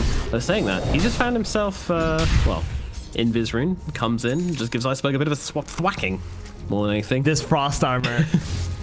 Destroying my... Feels so bad. I feel like you could have killed this Doom once or twice. Ice armor creep. Yeah, I think he'd be dominating the lane if it wasn't for it, but, you know, he got it, and you got to deal with that. Yeah. Definitely was not expecting that to happen, but Micro has made like some cool rotations. In, onto bottom, GH, he's inside those cogs, and he is going to get killed off very efficiently by General. His first rotation of the game ends in a success. Very early rotation too. Like, he was kind of owning up Miracle top, but he realized that it's probably better if we just try to kill this Gyrocopter. Finds the Shadow Shaman instead, but still a kill nonetheless. Mind control actually managed to catch Iceberg whilst he had the Frost Armor down for a few hits. He's trying to finish the job. Doesn't unfortunately have many more bashes available. Doom. Crush, but the Doom comes out to stop him getting out the stun, and now he's going to be in some trouble as Always Want to Fly takes him apart. Slardar, well, he's trying to fight up into this, but there's nothing to be done. He is just going to lose his life to Iceberg. A great Doom from him, just making sure he can't get off that Slithering Crush and finding the kill. Well, Roger getting very big kill, but we'll swoop away and be all right. Iceberg feels really good about that, just being able to drop a Doom and not even having to rotate to make that kill happen. Yeah, the Doom came to him. Dire's courier. General sees the courier, we'll take it down. My guy's currently rocking up on about 70 strength, pre 10 minutes. Oh, 1600 HP power treads. This is insane. Okay, I know what to buy now when I go all flame with Clockwork. So good. Dude, he's got 105 damage. Slaps. Yep, Shadius Maximus build for Clock, and he's getting surrounded now. Let's see what they can do. They're getting on top of General. He's going to be the target, and Homing Missile's going to connect and lock him down. He's under that tower. Miracle starts whacking away at him. Wii coming in as well with the magic damage, and it is going to be enough to rip through his defensive. Not tanky enough, and Vichi's actually TP'd into this one. He's going to be alright as he throws down the Strength Adaptive Strike to try and force back these heroes and take control of this lane and stop them taking his tower. That's what he wants to do here more than anything, but Nigma aren't leaving without a fight. So they're going to have to rotate in another hero hero. Lena's going to TP across. GH, they see him. They want to try and bring down somebody here. We could be a tempting target, but he's pretty quick on this gyrocopter as he runs himself back across the river and over towards safety. They're not done on Nigma. They got some rotation stop, and they feel like probably get a kill maybe onto this dude. Radiant's bottom tower is under attack.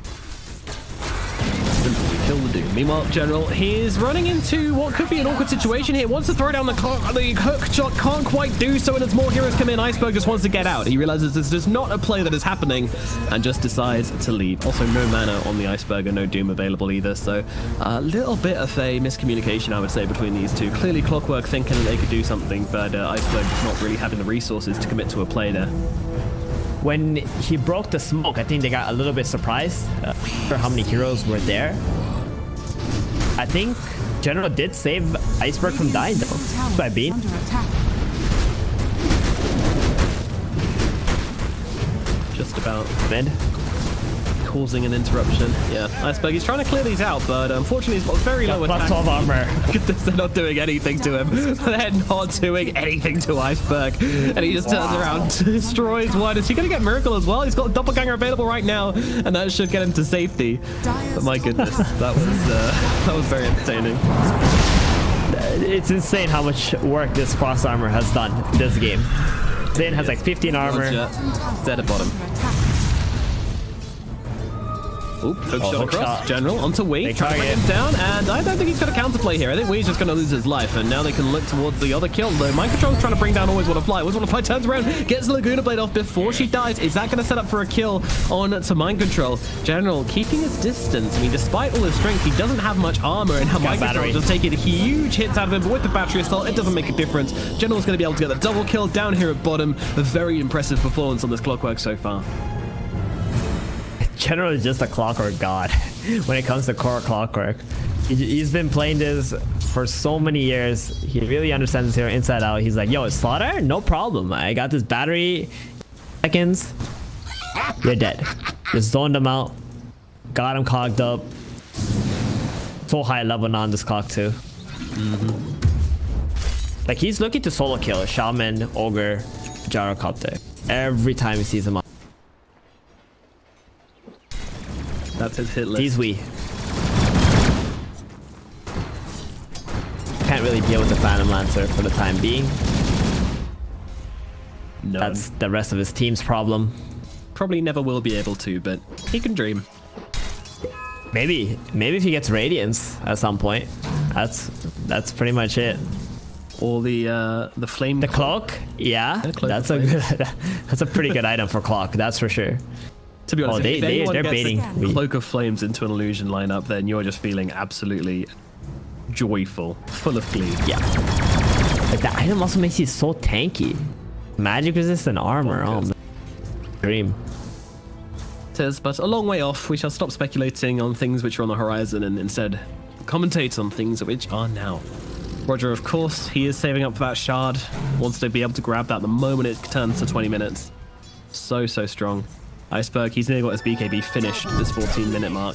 That's pretty intense. Iceberg's had a great game so far, completely uncontested. Gigantic on Iceberg. GH falls. Yeah, just Roger having some fun with him, catching him out. The thing about Nigma at the moment is they don't only have one problem in Doom. The Morphling is also very big. Oh, Wee dodges the hook. That was a sure kill on Wee if that landed. I'm not sure what that cooldown was from Wee. It looked like the Clockwork walked towards him and then just walked away, and I think Wee overreacted a little bit. To be the case. If you're a Gyrocopter and you run into a Clockwork, I think you're gonna overreact a lot. Yeah, true. That's a very scary. Yeah, I mean, I guess like the counter is like if you don't cool down, then the Clockwork just hookshots you and kills you. So that's that. It says the fight over. So you have to cool down yourself just to stop him from jumping you, and then he missed the hookshot. So in the end, that play actually is probably what allowed Wee to survive there. Probably. A lot could have happened. Nevertheless, General now finishes off this blade mail. So yeah, he's obsessed with Wee. He's got one here he wants to jump on, and that is the Gyrocopter. V-Tune actually about to finish his E-Blade. They got the in the mid lane, they go for the big kill onto the Doom. They've got a lot of lockdown and a lot of damage to come through as well. They will be able to finish off Iceberg, and now they're going to try and turn it into a tier 1 tower. This tower is very low already, so it'll only take a couple of hits for Nigma to bring it down, and they are able to take the second tier 1 tower of the game in 15 minutes. This is slow, but Nigma, they want to speed things up, and they're going into this pit. They have themselves the Corrosive Haze, they have they have Miracle, all piling into the pit to try and take down the big boy, but now they're going to defend this. They're coming over. They want to do something about it. There's a hook shot available. It's not the fastest Rosh in the world either. Roger with the Sun Ray is going to see what's going on here, be able to figure it out, but Kuro is going to stun up both the Phoenix, and now they're getting with the Slithering Crush as well. Oh, the Supernova with the hook shot is going to keep it alive. It's not. Uh-oh, this is now looking real bad for the side of Navi. They're going to lose 2 heroes straight off the bat. Always want to fly comes in by the side, trying to bring down but won't be able to do so. Now gets heroes all over his face as Smite Control takes another one down. Miracle's the one getting all these kills though. He's on a triple kill currently. V-Tune was able to kill off inside that pit, but now he's in some real trouble. He's got a haste rune and a waveform to get himself back, and I don't think they could chase much further than this on the side of Navi, but still. Nigma going to be fairly happy with how this one went down. 3 heroes dropping. They do lose but they might be looking for more. Mind Control jumping forwards. Iceberg once again going for this target, but the shotgun comes out from V-Tune. They weren't ready. Wasn't expecting this one, but that said, Mind Control still alive. Will finally get finished off as Iceberg pops a BKB to get himself away. Has a Doom available. If he can find the right PL, he will use it. Casting out Ice Armor and actually just getting into the front lines, realizing how tanky he is with this BKB and this Frost Armor. The Nigma can't actually bring him down. We may be looking for a flank or maybe looking to get back into Roche, but now they are pretty low on HP at this point, so it seems very hard for them to keep on taking these engagements, but at the same time, they don't have that much choice. Roger's nearby. They don't have the BKB either. Don't. Is under attack. Miracle, as soon as he got the defusal, they went on the aggressive. They got the kill onto the Doom. Actually, Navi were waiting like about 30 seconds. And Morphine was going to finish E-Blade, and they were going to make a play first. But Nigma managed to get the drop on Navi instead and create this insane amount of chaos. They still want to play around this Roshan. They want Navi to come out and fight them. They do indeed, yeah. Nigma, the hook shot comes through onto the prime target found, but he didn't actually get up the blade on time. Doesn't make a difference. They will still bring him down, but Clockwork will be traded for this. Roger doing his best to keep him alive with the Sun Ray. Not quite enough, and now Nigma, they're into Roche. They want to keep on trying to take him down. The longest Roshan we've seen in a while. Level 2 haze now. Hitting away at him. Can they finally finish the job? They want to clear out these snakes first. Are they finally backing away, Navi? I don't think so. They've got a BKB available on Iceberg again, so he's just going to rock himself up into the pit, say hello to the enemy team. The shackles are out. Always want to fly. Needs to cancel. Does do so with the LSC. Can they get up the Doom in time? The BKB, none of it's available. He's going to lose his life, and now Miracle looks on towards Always Want to Fly as well as they lose Mind Control in response. V-Tune hanging out around the edge of this fight, but he doesn't have any mana. He's actually just buried himself out some clarities, but it's a little bit too late as this fight is already looking a little bit over for Navi. They lose a couple more heroes. Nigma just getting the slightly better trades through these engagements again and again. And back into Roshan we go, folks. It is not ending. That's exactly what they want. I mean, they don't have the slaughter. I don't think Nigma can take this without the corrosive haze. But this is what they're planning for, right? The Roshan is just a bait. It's like, you either give us a free Rosh or you come and fight us, and that's what we want. Like, this Phantom Lancer with his hood and diffusal, he feels so amazing at this point in the game. He could just keep farming, but I think Navi are going to hit those timings that will allow them to kill the PL. But right now, he feels like he's the strongest hero on the map. Wants to keep taking these engagements. Well, Sauter's back up. They're going to go back at it. They're not going to stop. It's been a vicious few minutes of gameplay, and we think it's going to kick back up again pretty damn soon. Morphling, I mean, he's feeling a little bit... He did manage to find his Ethereal Blade just at the start of this whole shenanigans. Oh, Mike Joe jumps in, finds Alina, and Alina's going to take it down very quickly. So that said, Miracle will he's next again. Now looking towards the Doom. Doom gets off the BKB, but he's getting his health taken away just as quickly. He needs to find a Doom target. He will be able to turn it around. Doom's up the PL, and meanwhile, V-Tune, he's stolen the Gyrocopter's form, has been able to get off a ton of damage, and now with the rocket collapsing onto the PL, V-Tune gets on top of him, brings him down. Morphling is now very, very scary as they bring down 2 big Nigma heroes. The PL is out of the equation, and that means the Morphling will reign supreme, but the Doom did fall as well. Now, actually, Nigma, they're going to go for this. They actually managed to get the Hex off with him still in the Agi form. He does not have the Strength Morph going, and they will have the damage to bring him down. Clockwork trying to do something to buy the space for him, but just puts himself in an awful position, though. Will get the kill somehow onto Mind Control, and Kuro's getting pretty low as well, but won't be enough to get the kill in the end, so... Wow, this game is just an absolute brawl. These guys are really, really just tearing pieces out of each other at this point. It is not pretty, but damn is it fun. This is so insane. I mean, finally the Doom managed to get his ulti off onto Miracle. That's the only way they're gonna be able to bring him down at this point, because he's so elusive with that doppelganger and that hood. And while this Doom is on cooldown, we might just see Nigma go back at it again when Slaughter's alive. They're not gonna stop. Really are not gonna stop. Want that rush. They want to fight. Keep burning the mana of this Morph and the Doom. Iceberg, he has to be careful. He needs to pop that BKB before he gets hexed up. When he gets too low and he pops the BKB, he's still gonna die and get pressured up way too much.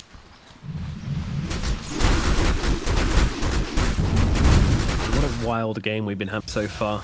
It was a pretty quiet laning phase, and then all hell just broke loose. Everyone just started tearing chunks out of each other. This Roshan still up, never got taken, by the way. Radiant's bottom tower is What under I would like to attack. see, Nomad, I want Riha not to scale up his flat cannon. Oh, right. Yeah, that too. I want him to like just leave this flat cannon like level 1. Okay, he went to level 2, just leave it there. Because when the Morphling turns into the Gyro, he's gonna feel very disappointed when he can't hit everybody 5 times. You know, And he's a magic build anyway. I completely agree with that. he's Don't just touch a that flat cannon. Magic build Gyro. You can just ignore it. Don't scale it up, and then when the Morph transforms, sad boy. Definitely. I like that idea. We'll see if we commits to it. It's the 5-head place. Tis indeed. Tis indeed.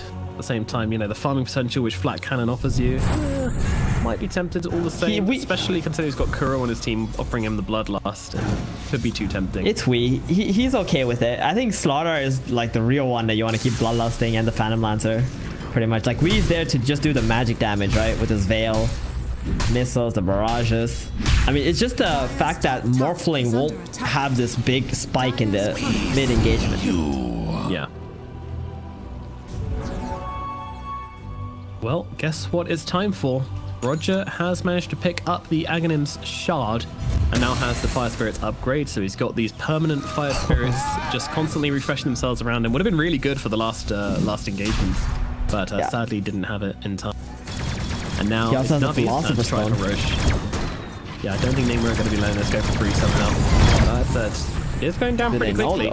Yeah, they need to get over here pretty damn fast. Dyer's courier has Smoke been up. killed. They know. Miracle, They know send now. illusions into the pit. They know it's going on. Now, what is the play? GH comes in from the side, dropping the snake to get down the vision and trying to bring down the Phoenix straight away, but he's just going to lose his life so damn fast. BKB, no hesitation from V2. Always want to fly dies in the back as we jumps in. They managed to get the Doom down actually onto the Gyro to control him up. He's playing cat and mouse with Iceberg. We want inside the pit. The Supernova will come crashing down.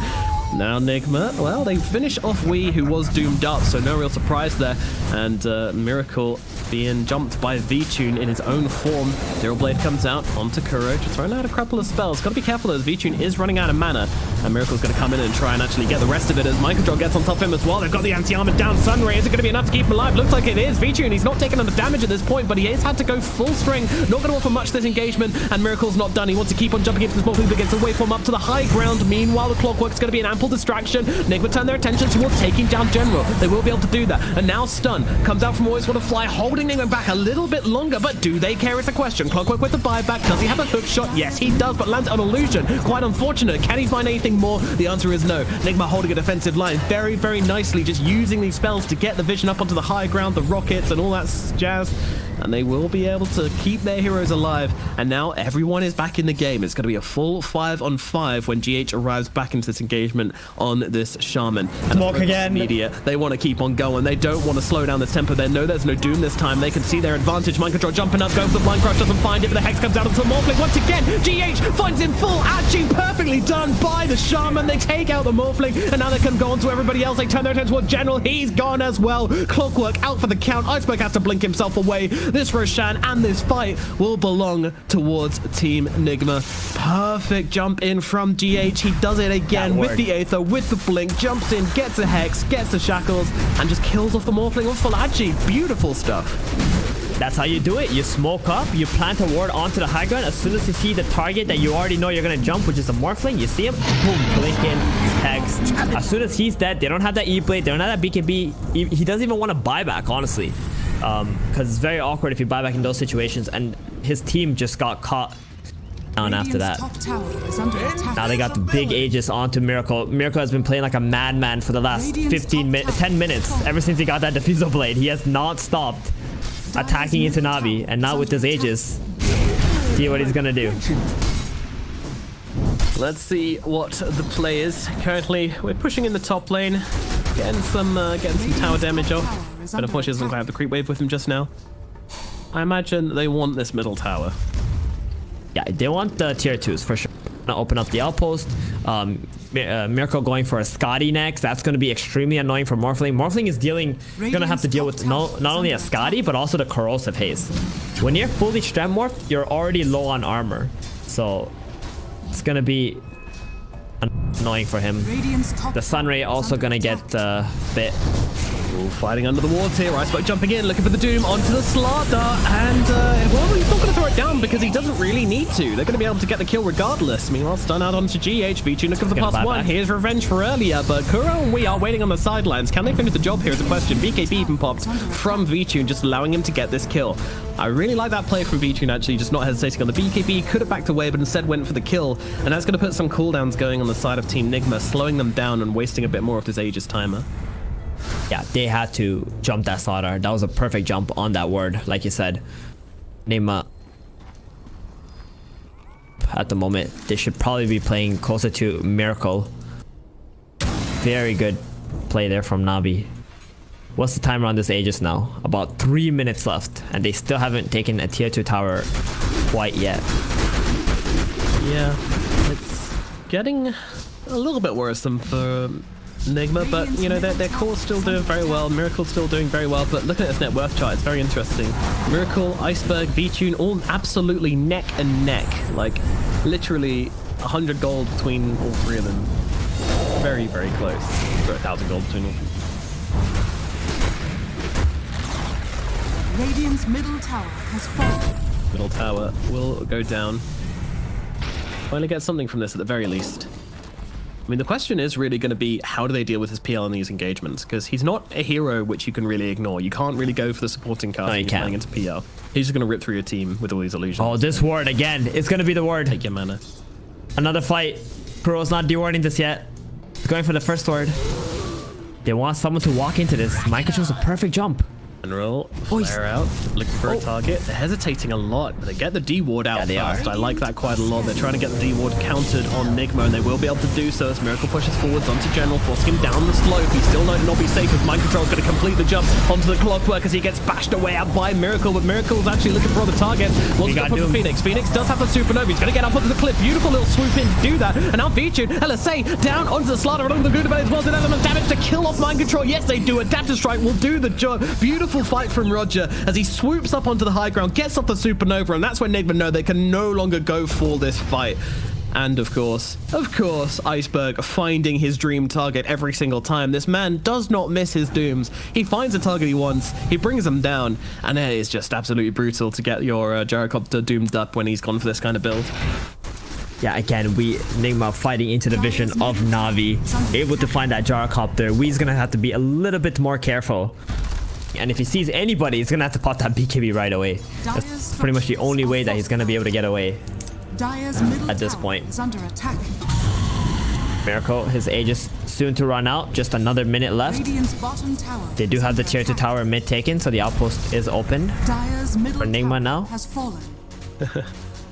I think I've just found Iceberg's favorite item, Elven Tunic. What is I was it? saying how he holds onto Faded Brooch till the end of the game. Well, I mean, this gives you movement speed as well, so... It does a lot too. Yeah. And evasion. It's really nice against PL. Yeah, very good. But they will find one on the enemy team, and I'm fairly sure the PL is going to be wanting to take this one up. Mindbreaker's good, but Elven Tunic also very, very strong. Yeah. He doesn't know which one he wants. Yeah, he keeps switching them. He's keeping both. It's like, this is both amazing. He's gonna give it to Mind Control. That Elven Tunic from Mind Control is really nice. Attack speed for Slaughter. Oof. Dreamy. Dreamy. Yeah. And now they're looking for target. General, a little bit cut off here. Does have to coax. So they have a battery start as well, but GH comes in, turns him into a chicken, and now they're going to roast him up and have some lovely, lovely lunch. Now he's got to fly, thinking of coming close to that, but realizing there wasn't much to do. And they get the Observer on the high ground as well, and that means this area of the map will belong to Nigma. This high ground and this triangle, it's no longer Navi's territory. And they get the double outpost. Roger. Gonna be hunted for a bit. Yeah, he is. Off the map he goes. See ya. It's gonna have Shivas very soon on Roger. Like this Philosopher's Stone plus the Aghanim Shard just makes Phoenix. Yeah. That being said, farm out from nowhere. can I ask you, where in the world is Kuro getting all this gold from? Look at his net worth. Yeah, that's interesting. I mean, he's only has 2 deaths. Yeah, I mean, the shard is pretty nice too. Like we talked about it at the start. Pretty much the only 2 heroes that actually have a shard right now, and the Ogre Magi. Yeah, it's gonna be interesting to see in action. I haven't seen it yet. Launches fireballs at the attacker, dealing 125 damage. This is pretty crazy when you look at the value of this. So it can multicast, and it's gonna return what? So 375 damage per cast. Like what? That's No. It multicasts the effect of the fire shield, like when you throw it onto your team. yeah. So you can have it on you and someone else, similar to how Bloodlust works. But that, I mean, that's, you know, if you use one AoE ability, you're gonna get like all these fireballs coming back at you. Phoenix is gonna have to be very careful. As is V-Tune, to be honest. We'll see how it plays. It's one of those things you can't really see how effective it's going to be until we actually see it in action. Potential to be very scary. Oh, by the way, we have a Cloak of Flames. I don't know if you spotted this one, but PL. Who's got it? Phantom Lancer. Yale's got it. Oh, he's happy to have that. Yeah, it looks like he's happy to have that in the Mindbreaker. It gives him magic resist, Bottom tower is under plenty of damage. His illusions are going to be able to burn the opponents too. Farm waves with his Manta if he needs to. Really big item. Also has a DD in his backpack. Jesus. Radiant's bottom tower. Alright, Miracle. How about Radiant? They get one? Cloak of Flames? They did not. No, they didn't get the Cloak of Flames. They got Clockwork Mindbreaker, Paladin Sword, that one. Elven Tunic, and Enchanted Quiver. Mind control. Here it is. Smoke it. Iceberg going in, jumping on top of him, throwing down the Infernal Blade. Doesn't want to commit the Doom to it though. Interestingly, it's because they've got in the backlines. They take it down, always want to fly. The backstab play from Nigma works out pretty damn well. Now look towards Roger as well, who's stunned up by the rocket. They'll jump back in here though. Supernova just about coming up in the middle of time. They're going to try and turn it around. Can they bring him down? They've got the Doom out onto PL. He's gone. They get the kill. And now towards Wii as well. He doesn't stand a chance of getting away. That's a double kill for V-Tune. They turn it around. The last second, the last sliver of HP. And the Phoenix will survive and turn this fight into the favor of Navi. Good God, that was close though. That was so close to being Nigma's fight, but just that one little play turns in the favor of Navi. And wow, that's a huge swing. And they're looking for more. They're looking for mind control. Mind control though, he's slithering up to the trees. Little fishy isn't getting caught today as he gets that TP out. So Phantom Lancer had a DD on him. It actually backfired because Iceberg knew exactly which one was a real Phantom Lancer and gets that Doom out. And honestly, right now, Miracle is everything on Nigma's side. If not for Miracle, they cannot deal with the Morphling or the Doom. And Roshan is now up. This is not something can give up. Aegis and Cheese, they're gonna have to. Yeah. They don't have a choice, exactly. It's all good for Navi at the moment. They're gonna be able to go bottom now, take the tier 1 bottom, take the tier 2 as well, play in the triangle of Nigma. They need to find a better angle, catch the right target, especially Iceberg. If this Doom comes out onto the Phantom Lancer, they just can't win the fights. A lot at stake here. I mean, this is Nigma close to elimination at this point. Navi, they have the Aegis. They're a game up in the best of 3 series. It's the semi-finals. Gotta be Still a lot of Dota to be now. played, Nomad. There is indeed. There's also a lot at stake. Because Roger, that's gonna be very powerful against the Phantom Lancer. Dire's top What's tower is under V-Tune's next item? He's got the Scotty. Get something up.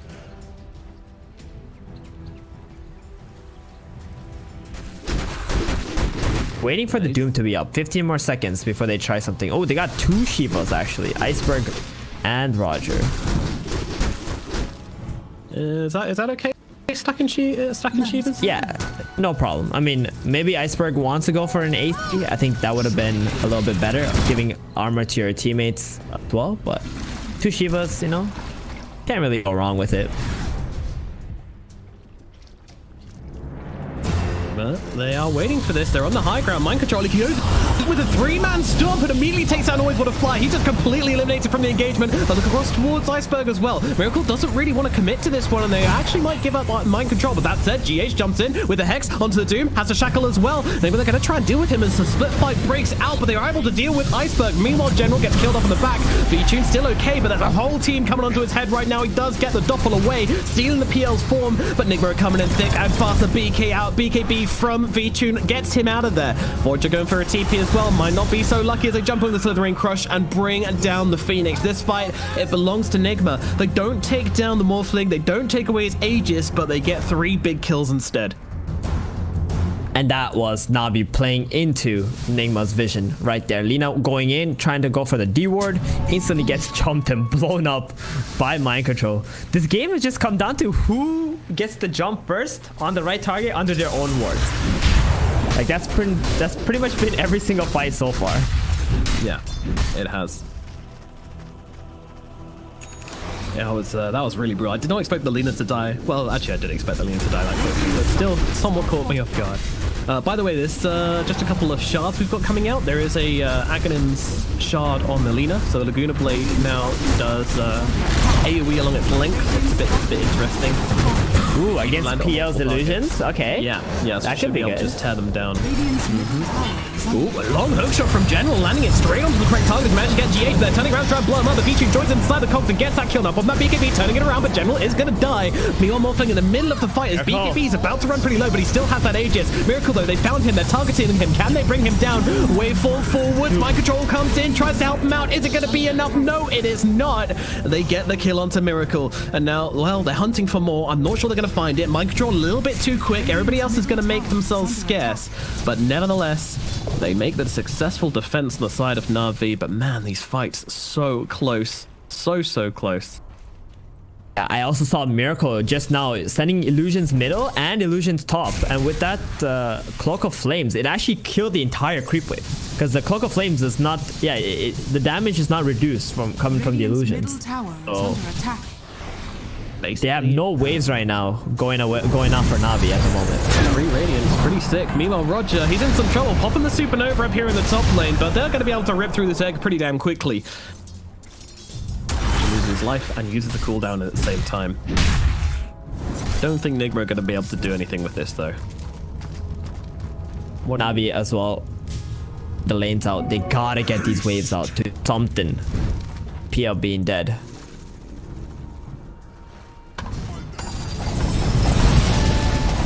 Game is so damn tense. One misstep from either team could cost them a whole hell of a lot. You know, there is a lot of AoE on the side of Navi to try and take down these PL illusions. They don't seem to be struggling too much to find the real PL if they can get that critical jump. The PL gets to jump on them, he gets to decide where he stands. He's not going to go in until he feels completely safe, and that makes it very difficult for Navi to catch him out. Miracle is not really going for anything defensive. Satanic no longer gives status resist anymore. So I think that's one of the reasons why Doom is going to be even stronger now. Because one of the problems with Doom was if a hero went for S and Y and Satanic, then your Doom doesn't really last that long. Yeah. But now with Satanic statuses being removed from it, not that amazing of an item anymore. So Miracle just going all in on the damage instead. Buys the Basher, gonna go Abyssal Blade. They're gonna try and kill the Doom before the Doom comes out onto him. That's their game plan right now on Nigma. Is that their one of their biggest win components of a fight? Definitely. Doom is pretty much the biggest target right now. Because without the Doom, I can't really see Navi killing Miracle. And what about on the other side? What's the team fight win conditions for Navi? Radiant are Doom the Phantom Lancer then, right? Well, that's easy. That's their, that's easy. That's their win condition. Like they can jump Shadow Shaman, they can jump the Ogre, sure. Those are nice kills. Even a Gyrocopter, nice kills, but the Phantom Lancer is the one who's creating all but here down he goes again. He does have buyback, thankfully, but still that's a very clean kill. He's just going to buy back immediately. General, even looking for the engagement. I suppose just jumping into the middle one. He finds the target, gets the Doom onto Miracle, and now in comes V-Tune, tearing him apart. Down goes the PL, and they get the cogs out onto Wii. He's going to try and get the TP away. Do they have the damage to stop it? Ja, looks like they've stunned him up regardless. Okay, good night. What interrupt his TP there? Oh, nevertheless, they get the kill. Overclock hook shot. Ah, okay, yeah, that's looking like it must have been it. Wow, down he goes. 2 big heroes dead on the side of Nigma. No buyback on the PL. This could be definitely going to be a tier 2. That's could Rax. even be a tier 3 or Rax. barracks for Navi. Most definitely gonna be a Rax. Like again, without Phantom Lancer, without Miracle, Nigma is just not a team right now. Dire structures are Every time Iceberg gets that Doom onto PL, you can pretty much just be like, yo, all right, they won this fight. Let's try to get out.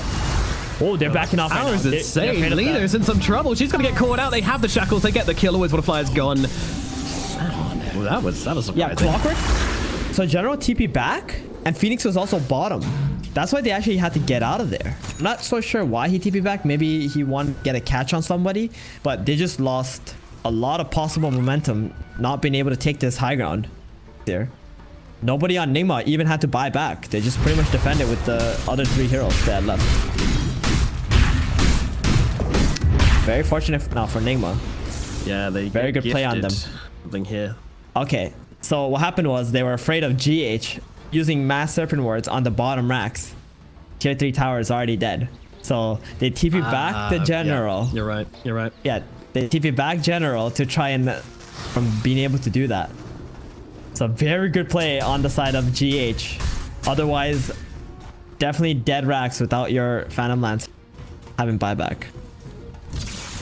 This is your minutely shard updater. We do have a new shard coming in from the west. It is a shackles shard for GH, who's going to create some snakes when he shackles some heroes, which will last, I think, 5 seconds or something. 8 seconds. Pretty neat, and increases shackles cast range as well, which is also pretty neat. All around neat and cool shards, but mind control could be in a bit of danger here. Navi looking to set up. The hook shot comes through, actually getting the 2 of them inside the cogs. Very nicely done. The BKB from mind control. It's not enough to help him survive though. Vici just does too much damage. Meanwhile, Iceberg jumps in, just wants to control up GH and force him away from this fight as Vici steals the PL's form, and they will be able to run down GH as the right click comes in. That is a Spirit Lance to finish the job, get the kill, and this is going to open up Roshan coming up in 5 seconds. Navi should have it. There is no buyback on the Ogre Magi. There is a PL pushing down mid and we in the jungle.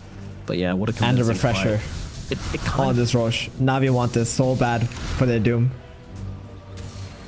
what? Like you said, it was a weird fight because they were under a ward, right? Yeah. Yeah, they were not checking the vision. They were not getting rid of that ward first. Navi sees just an Ogre and a Slaughter, and they're like, wait, there's no PL here. We can just jump this. So they do just that, get 2 very big kills.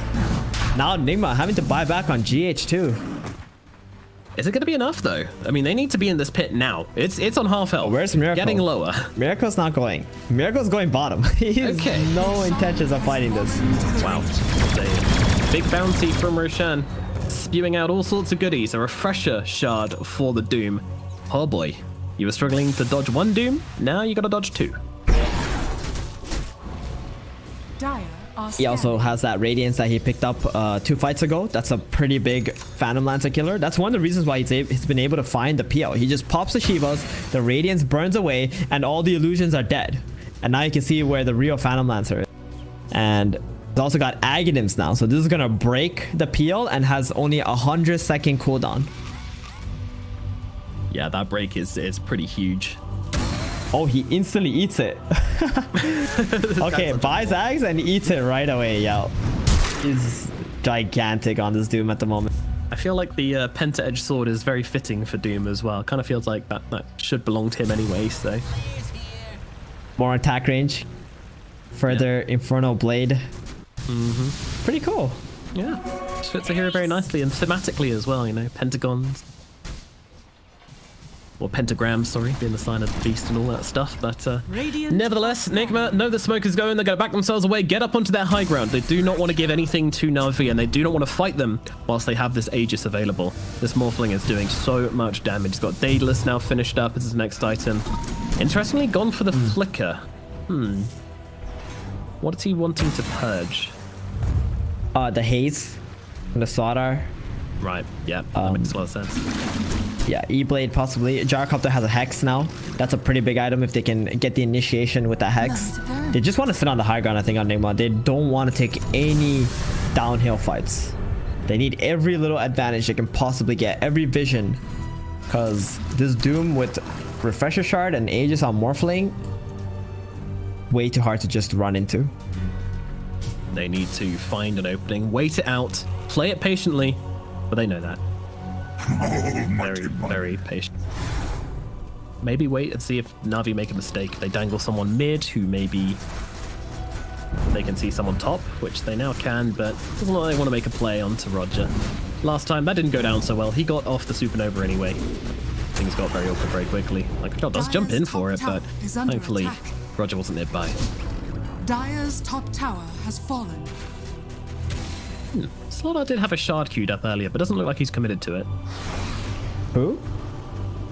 Mind control on the Slardar. Oh, right. I had it queued up earlier on, but changed his mind. Meanwhile, we just doing a bit of split pushing down at bottom, trying to put some pressure onto Navi's side of the map and force some of their heroes back.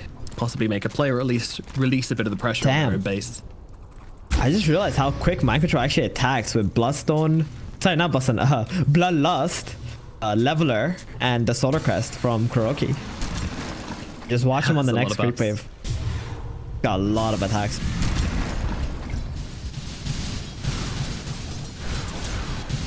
Get a moonshot and just chain lock down people.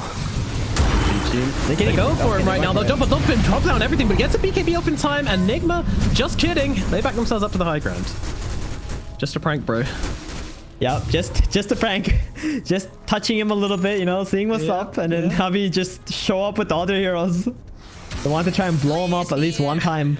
Kind of impressive that they were actually able to just, like, everyone was just able to back away there. Yeah. I think they would have got him if GH would have used his Hex there, but I guess just get there on time. 1 more minute. They're just waiting one more minute. Miracle just constantly sending his mantas out. It is killing these creep waves. Yeah, this Cloak of Flame is doing so much work. Come in, take the Ancients. Do we have some new items coming up soon? Oh no, we don't. No one's taking a Stormcrafter, sadly. It's okay. It's not that great. Oh, Miracle? Mini Yule. Uh-oh. They're jumping him right now, and they're going to be able to take out Iceberg. They take him down. Meanwhile, Vichun jumps the backlines, finds GH, and unloads into Kuro. Gets himself the second kill. His BKB's not going to last much longer, though. Nigma want to try and make a counterplay. He still has that Aegis. The hook shot comes in. They take down Miracle on the front lines.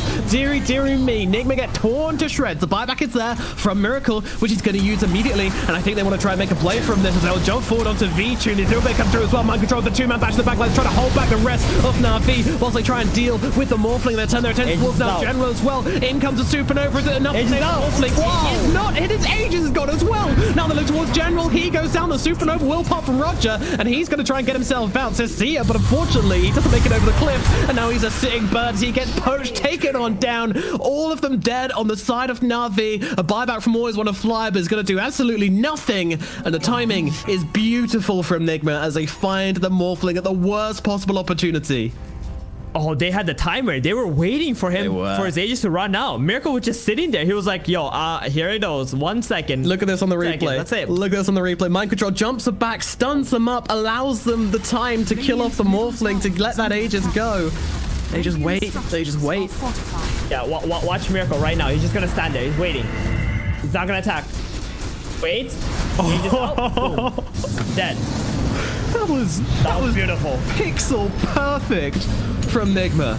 And now we have the high ground siege coming in. Mind control is going to be able to take down Always Want to Fly. It's a dive back on her, but Miracle in backlines fighting up with the Morphling and not doing so well. Doppelganger away. General's trying to control him up, and they've got a Hex out onto the Morphling. He could be in some danger. Can Miracle get on top of him is a question. He's being beleaguered by the clockwork as they jump onto Vichun. They're taking him down. Do they have the damage? Yes, they do. He's dead again. No buyback available for the Morphling. Miracle's still fighting up into this one. He's not that healthy. He has to run away from Iceberg. Iceberg sees him, has a Doom. Doesn't need to use it, I don't think, although Miracle still trying trying to play it out here. We're trying to run to the side, won't be able to do so. He's dead now, buyback as well. Iceberg is actually going to refresh for the BKB, try and drop the Doom down now onto the Slaughter. Roger helping him out as well. Slaughter's getting pretty low, needs to run himself away. Kuro as well, just trying to turn the fight around. But they drop Iceberg, they have the damage for him. The Doom is dead. Another look towards Roger as well. There's 2 heroes left on the side of Navi. Never mind, make it 1 as they get another kill. How did that Doom just get exploded? What are we watching here, folks?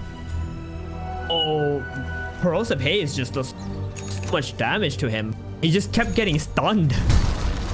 Non-stop. 414 damage dealt by the Fire Blast, and then 240 Yeah, the Ogre damage Magi. dealt from the Ether Shock as well. Oh, wow. That's actually incredible. They have so many disables on the side of Nigma. They lose the Phantom Lancer though, so they can't really end the game right here, but they will be able to take some towers. Lena's They've alive got in Divine 50 Rapier seconds. on Wii. Whoa. They've got the damage to take Whoa, the Wii. base. Yeah, General needs That's to make not a magic something build. special. That's not a magic build. DD plus Rapier all of a sudden. Really this good one call. might be over. General, he's going to throw his life in, see what he can do, but we will tear him apart and now turn around and they will take down the Ancient. The Clutch Rapier build gives them the damage they need to explode the throne and draw this series even. Unfreaking believable. That was an insane turnaround from Nigma.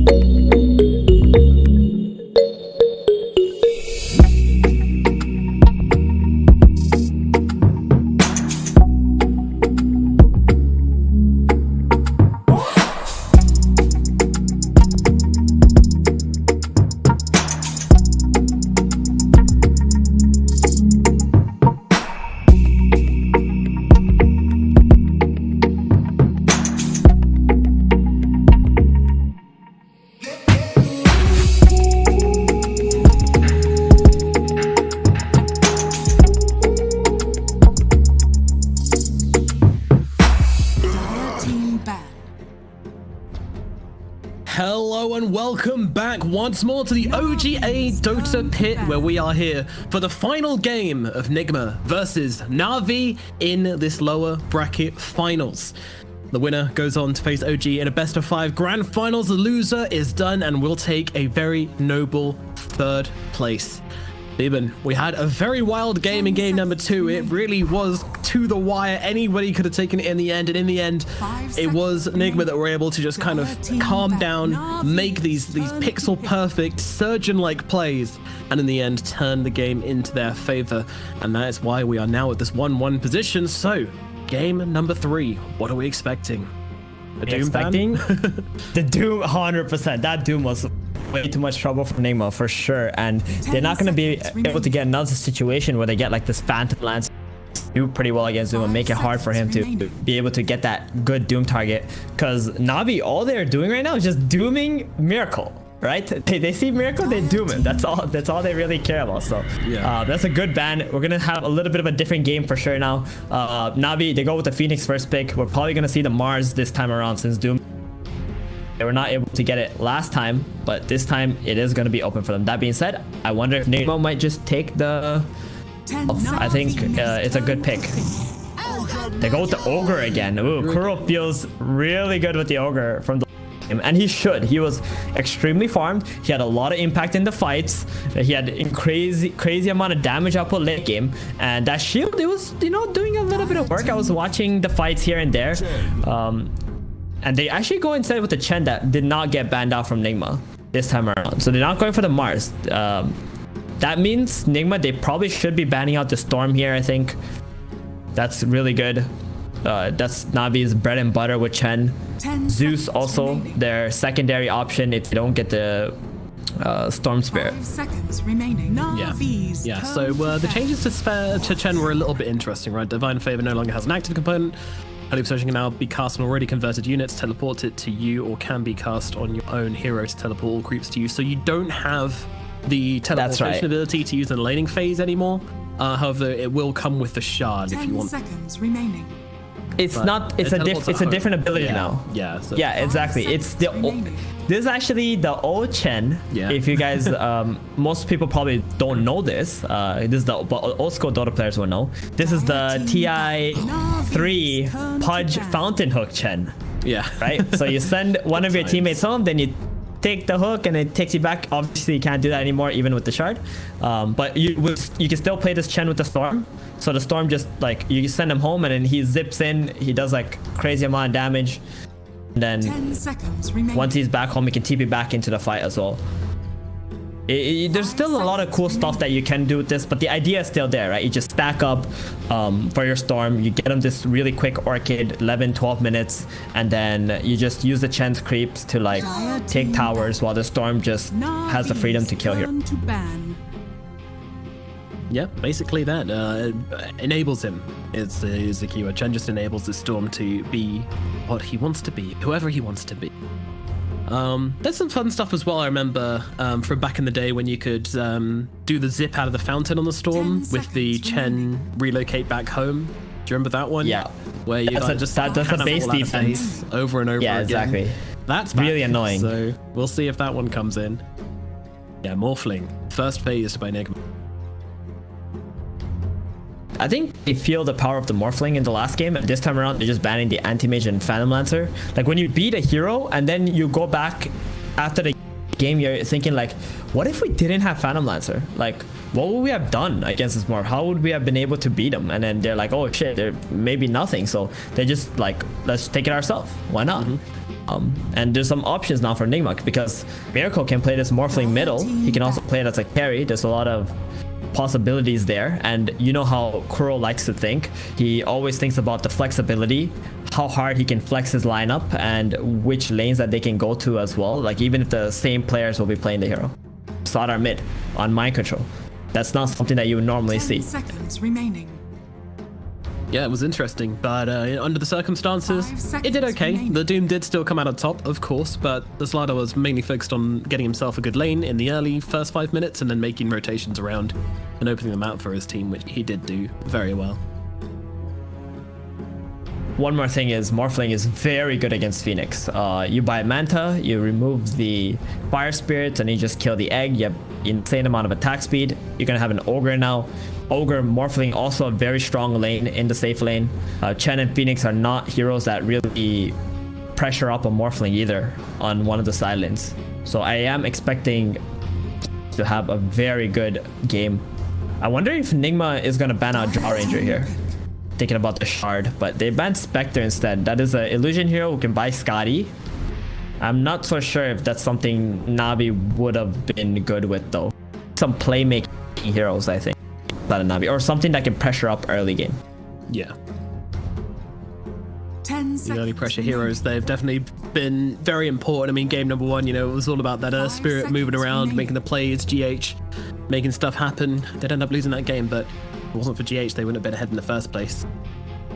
DP also very early pressure. That hero's now getting chain banned out, so Nigma needs to bring in something new. What shall it... Anything you'd like to see from this team? I think they just play their game. Shadow Shaman was really nice, I think, last game.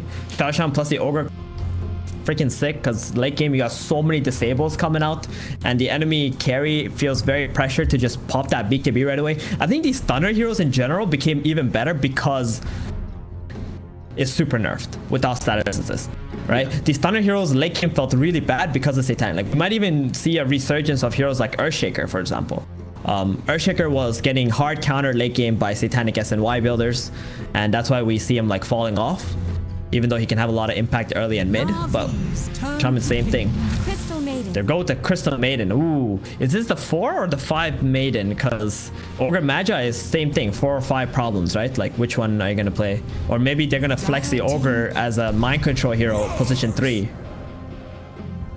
Mars picked up. Very good for Navi. We saw that in game 1, the combo. The shard on Mars, that was very impactful as well. Very powerful shard, actually. Yeah, yeah. The 2 men on the 10 seconds. arena remaining. seems very, very powerful. Definitely excited to see a bit more of that. 5 And now you have the seconds Mars remaining. Phoenix as well. I'm actually very surprised Nigma let this go, but they wanted to ban out those carries which they felt would match up well against the Morphling, so they let the Mars through. They must have an idea about this though. They have to. Also, is Kuro going to be playing the Ogre or the CM? I think it's going to be GHCM. It is too, because, well, it's weird, because the Phoenix, even though Fly the Moon can play it, he can also go to the offlane with it, right? What they want is the CM to be paired up into the Chen's lane, wherever that may be.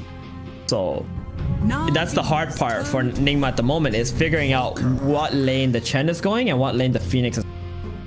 And Nigma going to pick up an Invoker here. So this is going to be Quasvex Invoker, providing Alacrity for the Morphling later. That's going to put a lot of threat onto the Phoenix as well. Another buffer for the Morphling. I really like this pick 10 seconds from Nigma. remaining. I was also thinking maybe they would go for a Viper instead, because they see the 5 Mars, seconds remaining. but they just go with the Invoker anyway. Yeah, I think it's looks like a good Invoker game to me. They don't have Okay. like the heroes which Invoker really hates playing against. Yeah. Hear me out, Nomad. Getting the head of Kuro, okay, right now. Okay? All right. Telling his team, guys, I can play support Invoker again. Played that before, right? Play support Invoker in the past. And then Mind Control plays Ogre, and then we're gonna let Navi pick their last 2 cores, and then we're gonna pick Viper last pick. Counter their cores. Okay, that's some Galaxy Brain stuff right there. We'll see which direction they choose to take it. I mean, to be honest, I wouldn't be surprised if they did try and do something as big brain as that, as interesting as that.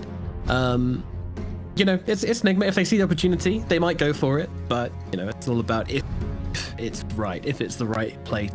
That is all they care about. They're not going to try and throw curveballs just for the sake of throwing. And there's the Drow. Drow Ranger. Oh, we were looking at that. We're like, are they gonna pick Drow Ranger? I was thinking Drow might have been a better ban than Spectre, honestly, because of the early game tempo that it provides. And also now with the shard effect, you can actually kill the Morphling quite easily. To be 10 honest, seconds just remaining. fact for those of you who don't know, I would just pull it out right here. Remaining. Shard effect is Frost Arrows now apply a hypothermia stack to enemy heroes, reducing their regeneration by 10% per stack, and it has 7 stacks. First, they deal 60 magic damage per stack and 25% slow for 2 seconds. So that means if the hero with the hypothermia dies, it hits all the targets that are near it, dealing against 65? 60 times the amount of stacks that it has. Most of the time, you're probably going to have 7 stacks. 10 It's a lot of damage. Yeah, that's gonna hurt, but it's more about that regen de-amplification. Yeah, 70%. Yeah, at yeah. max. Now, the difference is, you know, he is going to start strength morphing immediately unless you get the science out onto him. That's the big kicker, right? If you can get the science out and start getting those stacks off, then the morphing's going to be in some real trouble. But at the same time, you know, as long as you get a decent luck with your precision shot as well, with your ultimate, then you can do a lot of damage to a morphling anyway if you catch him off guard with your science, because of course you ignore his base up. It's very bad for morphling when he's full agi. So there's always a threat on the board, which is why I really like Drown to Morph. It's a very good feeling matchup. And on Nigma, they do ban out the Storm and the Zeus, as predicted. Got that. There we go. Thank you. Tick, tick. So, Navi, final pick. They need their mid laner. 10 seconds remaining. How we do our homework, right, Nomad? So you do your homework and I ride off your victories. Trying, think, what? Is it a Lesh game? Could it be a Lesh game? It could be a Lesh game. You're right. You're right. It could be a Lesh game. But Lesh into Invoker is a very hard thing because in the lane, you're just going to get Tornadoed, Cold Snap, Shadow Fiend. Yes. Oh, I wanted to. Okay. I was like this. literally thinking about this. I love the Shadow Fiend pick here. This is something Nigma have ran with Vengeful Spirit, but Draw Ranger Shadow Fiend is very similar because you get the aura, right? The agility aura for the buff in the SF. SF very similar to Storm as well. Can farm stacks very well with the Chen stacking for him. Gonna have a lot of magic damage. The shard effect, not that amazing. Probably won't be seeing it, but SF is a hero that can get 5 slot, 6 slot. I do expect them to go for some kind of a magic build though, because they are lacking a little bit of that inside of the Mars.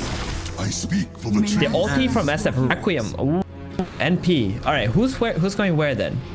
My control's NP. Okay, so it's gonna be not anything crazy with support Invoker, just GH on the CM, Organ Magi played by Kuro, and they're just gonna want to find the Chen and probably match the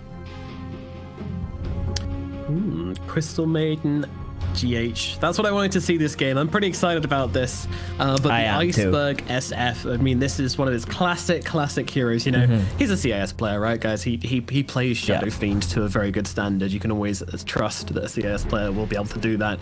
And Iceberg is absolutely no different. I'm expecting him to go for the magic build, and this magic build has received like indirect buffs from the patches recently. It's going to be very interesting to see it. But if a game does go late, you can now upgrade your Blink Dagger, which I think is huge. I think it's really big that you can now upgrade Blink Dagger because it's just slot efficiency. When you get to those, as you mentioned, he can get 6 slotted quite easily. And once you get to that 6 slot, you know, it's usually you're like, I've got a Blink Dagger. This offers me no stats. I kind of want to get rid of this, but at the same time, I still want to use Blink. Boom. Now you've got the Arcane Dagger you can use on Iceberg. It's very luxury, yeah, but it's going to reduce the cast time of his ultimate by a hell of a lot. So it's very, very strong. I've heard. I haven't seen it in action, but I've heard it's very strong in the late game if we do get to that point, which, judging my last game, pretty likely. But the final pick from Nigma of course is going to be Mind Control. That's going to round up their draft. Theban, based on these drafts, based on what you're seeing, could you possibly suggest who you think might be slightly favored to win this game? I know in this series that's very, very difficult ask, but where would you put yourself?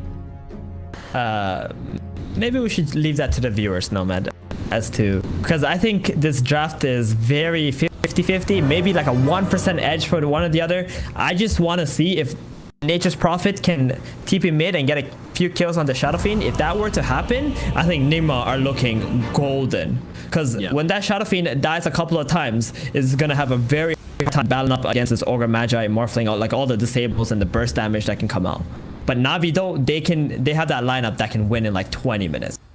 Alrighty then, folks, that is the draft now done. Let's get into the game. It is game number 3, the elimination match. It all comes down to one last game. Who's it going to be? Nigma, Navi. Based on these drafts, they're very, very even. I think we've got a very close game. I would say there's a potential for Navi to completely snowball this game if their lanes go too well. This Drow and SF thing, it offers a hell of a lot of pressure on the map if they get to walk around and do whatever the hell they want, but I'm not sure that's going to happen. Nigma are going to be very, very tight on their lanes.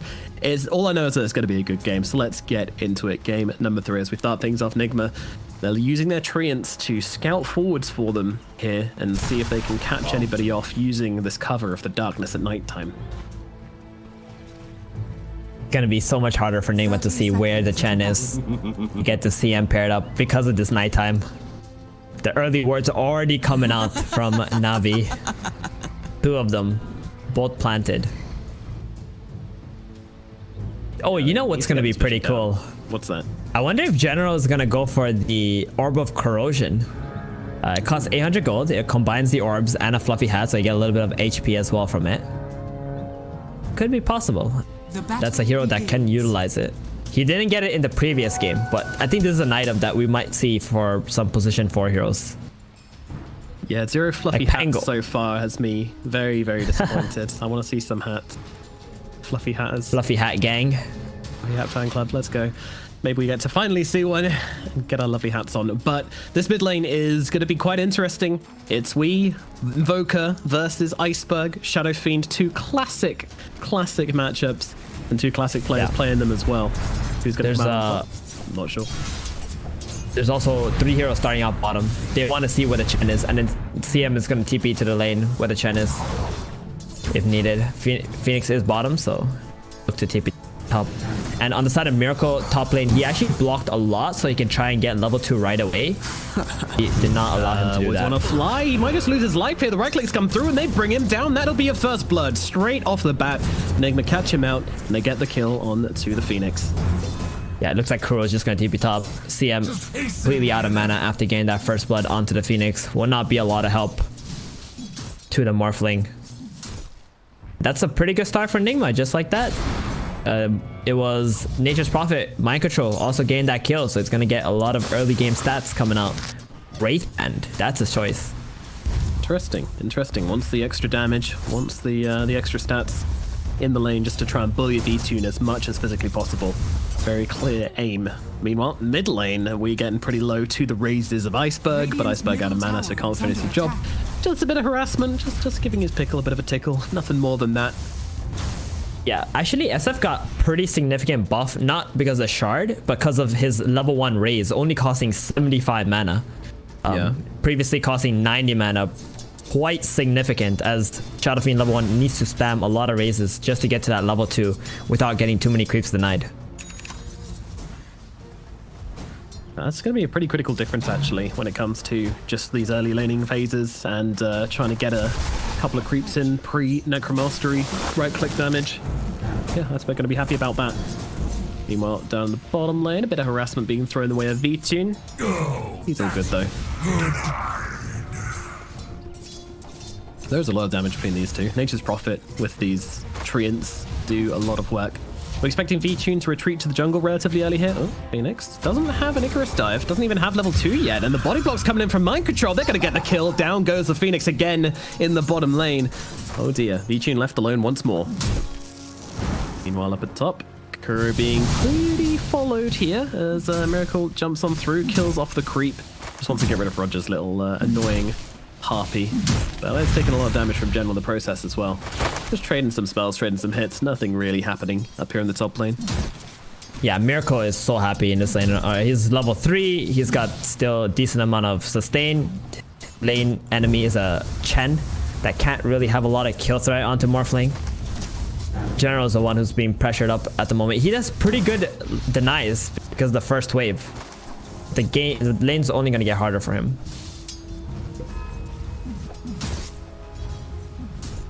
Yeah, it's the pressure's going to start to mount up. That's when things start to get ugly.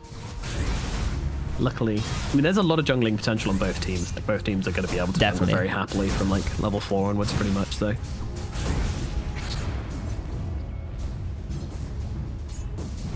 Wee is having so much pressure on him.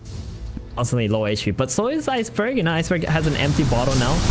Oh, here it is. Weed's fighting for the kill. Oh, they jump in. Cold snap. The MP, the tornado isn't going to be enough to bring down Iceberg. A couple more right clicks will be required, and he's not going to find it. There's also a ghost chasing at Wee right now. I don't think he's going to be in too much trouble. He's got a fairy fire as well, but it's going to be super annoying if it slows him down. Oh, it's going to get the regen deny as well, isn't it?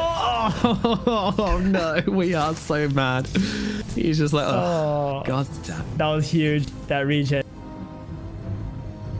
Get it. And now the Shadow Fiend is going to be able to team back mid. Pen can't bring him. So actually, because of this new Pen just being a passive, very possible players are just early. Does provide a lot of potential damage output. Yeah, that's true. No need for that Divine Favor. Yeah, Penitence is a very underrated spell. Sometimes you don't even notice it, but man, it really packs a punch. 18% slow and 30 attack speed to everyone that target. That's a lot. Even level 1.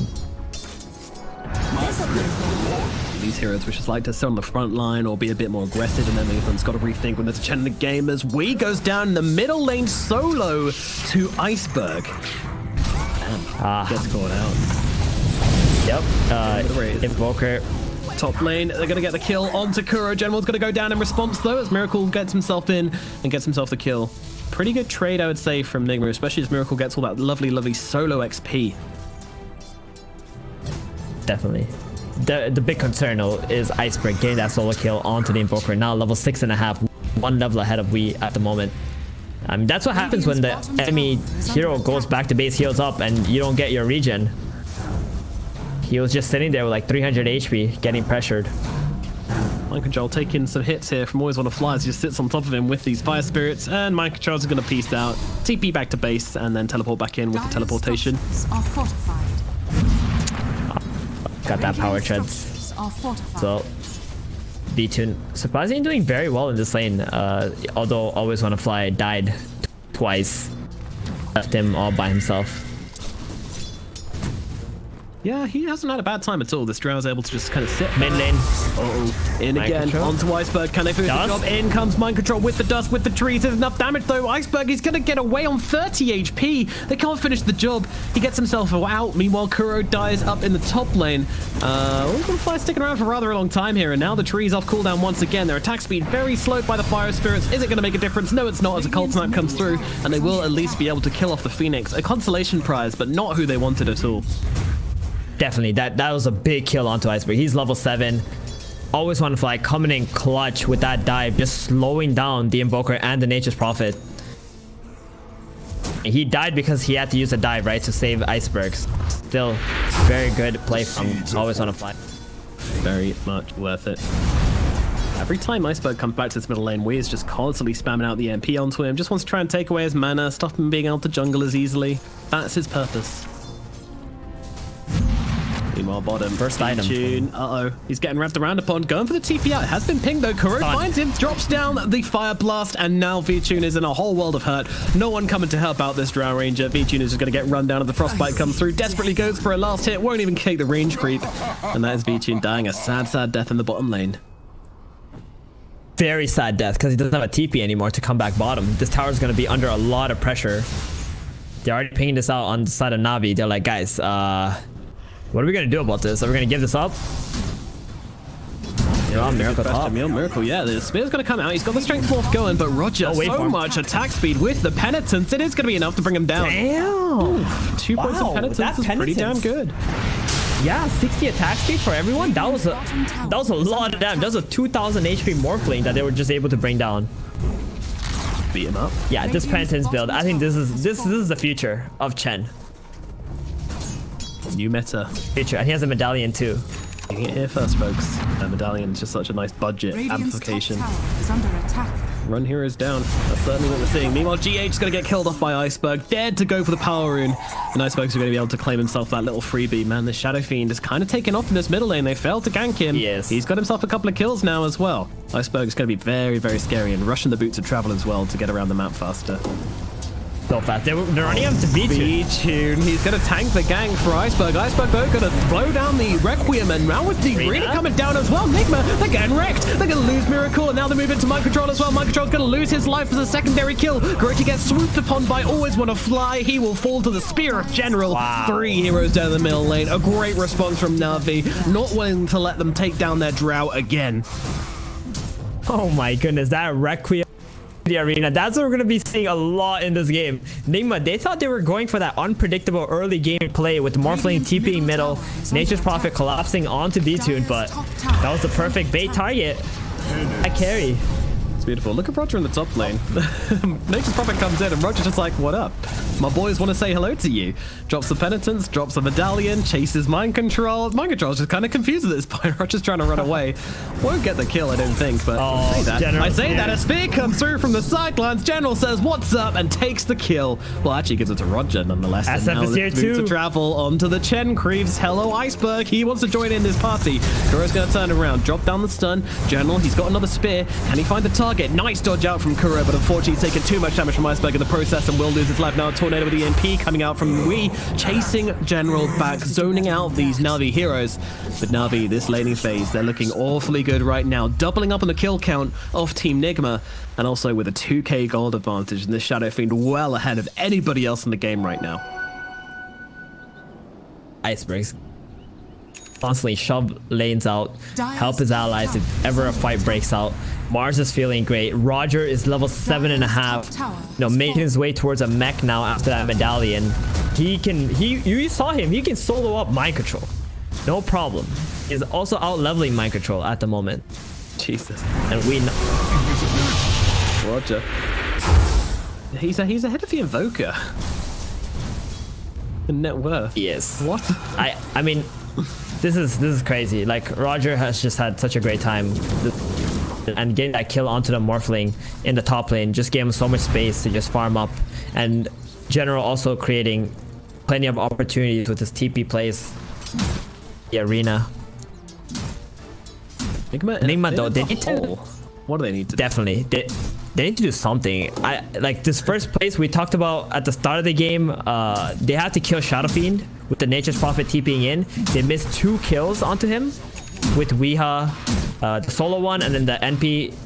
Now you can see how far ahead the Iceberg is. They gotta make some smokes with Wee. Maybe get a kill onto this General top lane or even the Chen. Get something rolling. Something, anything, get some kills in the bag, start the turnaround, because their net worth loss has doubled in the past couple of minutes. And now they're going to try and make this play. We leading the charge. Unfortunately, no charges on that earned, so I feel great. Looks like General has read them. He's going for the TP away. Is he going to make it? Wow. I think it is. I That's see it at the last painful. minute, but it's too late. They find nothing on Nigma. Now they'll run it back to mid, but Navi are very much waiting in this middle lane. They are baiting with their Drow. If they go onto this, they could be in some trouble. Tornado, EMP, it's coming from Wei. Are they going to follow up though? Looks like they are, and Always Wanna Fly is going to fly on through. He's got himself a supernova to chase them back if needs be, along with that Arena. Nigma, no, they can't fight into this, so they're going to chill themselves out. Okay, at least Nigma gets some space for Mind Control and Miracle to just farm up. But Navi though, they're farming super fast. Nobody in this game who can farm faster than Iceberg. That's a bit concerning. He's almost got that Yules. Just 100 gold, less than that. Yeah. What a bounty! Got it. So he can pretty much solo kill Mind Control whenever he sees him. Just Yules, ulti. Mind Control is going to be a little bit afraid of that. Going for an Ags build. Whoa, when was the last time we seen this? But it's because of the new effect, right? It entangles heroes. Yeah, I've heard it's pretty good, but Iceberg wrapping around upon Mind Control. He could be in some trouble. The ultimate threatened through, and Iceberg going to be able to tear through the Nature's Prophet. Good night, Prophet. Meanwhile, in the mid lane, they get a return kill onto Roger at the very least. GH and Wei looks like they were able to bring him down, but the solo kill from Iceberg, I mean, that is exactly what you want to happen when you pick up this Yules. Keep on building on his advantage. They do get Roger, but the creeps did not die, so the Chen is not gonna have to spend any time collecting his creeps once again. Go back, farm, or try to play on the mid tower now. I mean, Navi are very happy to just farm. Not really worried at them. That being said, though, they will need to make some plays once Mars or Jaw finishes their first item. Yeah, exactly. They're happy to kind of play it slow and let SF make these plays and play behind him. And then as they hit the item timings, they'll look to group up. And I'm fairly sure Nigma have to be trying to make some plays before that happen. We at the mid. B. Oh, he's going to cast a tornado, but immediately jump in from Always Want to Fly. Coming across, getting the vision on the high ground. Instead, well, they look towards Kuro. In they go with the Shadow Razor, with the damage from the Drow, and they will be able to take him down pretty damn quickly.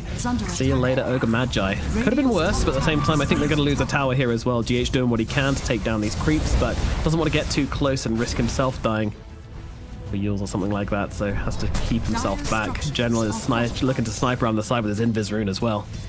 GH realizing and hiding in the tree line.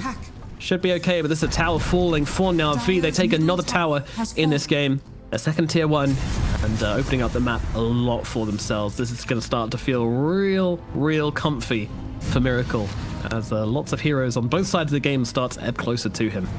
And that's exactly what Navi do. They move into this triangle. Comfy or uncomfy for Miracle? Well, comfy in a way that you got a lot of people snuggled up close to you, but probably not the people you want snuggled up close to you, like a packed train at rush hour. I think the Shadow Fiend would like to give a nice big hug. Exactly that. That's for sure. We found Always On a Fly. Okay. So Navi actually back themselves away. Nigma see that and immediately make the jump. They find those heroes lagging behind, and that's something. And a courier. That's something. That is something. Like these are the small things that they need to do, right? It's like game number 2 pretty much. They just delay the game, keep delaying it, let Miracle get his items, and eventually they just start picking off Navi one by one. And that's Navi's problem right now. Their catch isn't absolute best at the moment. Like Mars is going for a Yules. SF also going for Yules. They don't got that immediate blink play.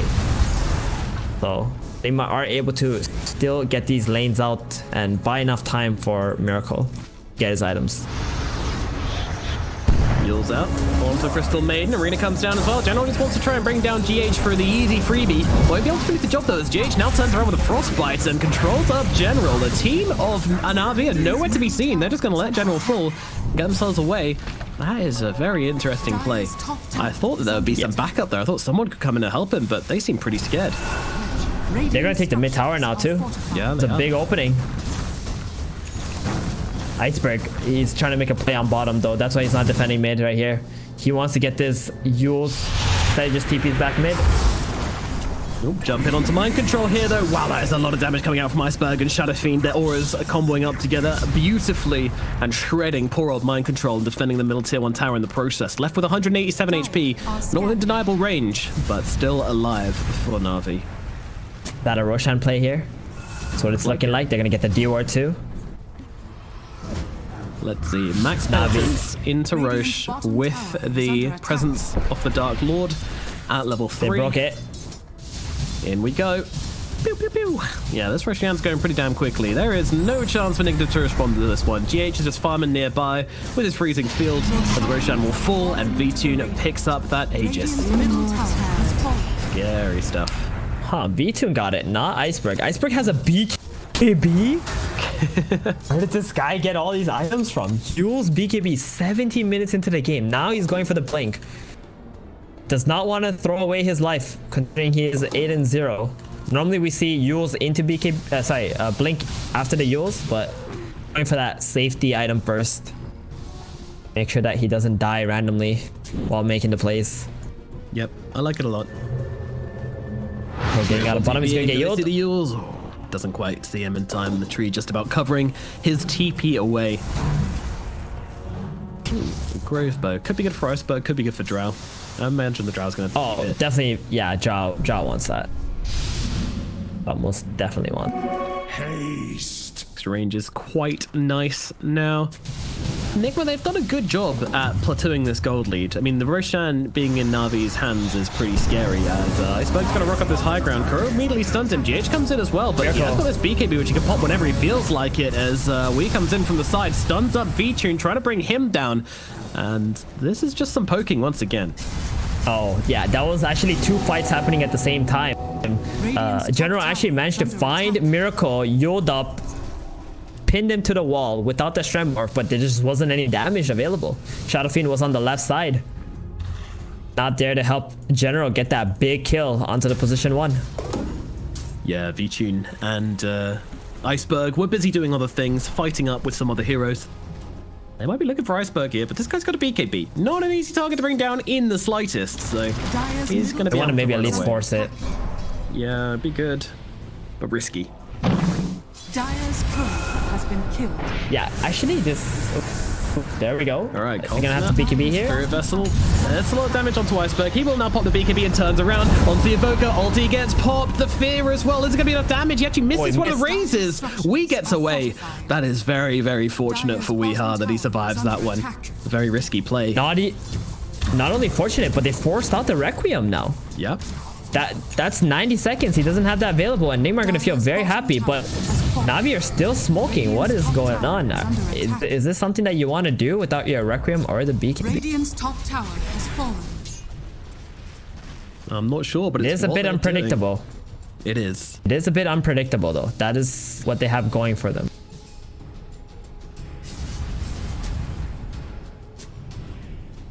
Cross. Trying to dodge this Navi squad. Thrift rewarded. Bounty was Dire's taken. turret has been killed. That's the courier with the Quicksilver Amulet and an Ogre Axe on it. About that one at all.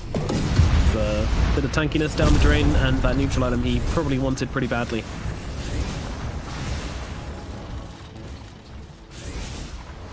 Silence. Jaw Ranger chilling down here in this triangle area, pretty much taking all the farm Aegis, making sure that Miracle doesn't have any access to Ancients at all. That's gonna make Miracle a little bit sad. Every carry is always sad when they can't hit Ancients Yeah, that's on it. both sides. Sucks as well not being able to get the neutral items out sometimes when you're like too short of your neutrals and you're just like, I could really use this cool neutral item. You can't get to your Ancients and they just don't seem to drop on the smaller counters easily. Tier 2 And tower now bottom. Tier 2s.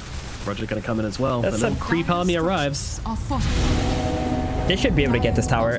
Mind Control's courier also died, so it's been like he has not been able to get this Aghanims for a while now. That is full ags on it. Jesus. Yep. Costly. Dire's bottom tower is under attack. That also drops the Wrath of Nature cooldown down to 60 seconds, which is amazing. Lets them like push the lanes out. Dire's bottom tower has fallen. Indeed, but they will Very quickly. take down the tower. First tier 2 of the game dropped by Navi here at bottom, utilizing V-Tune's strengths and the Aegis to secure this one. But the Aegis will be running out in 30 seconds.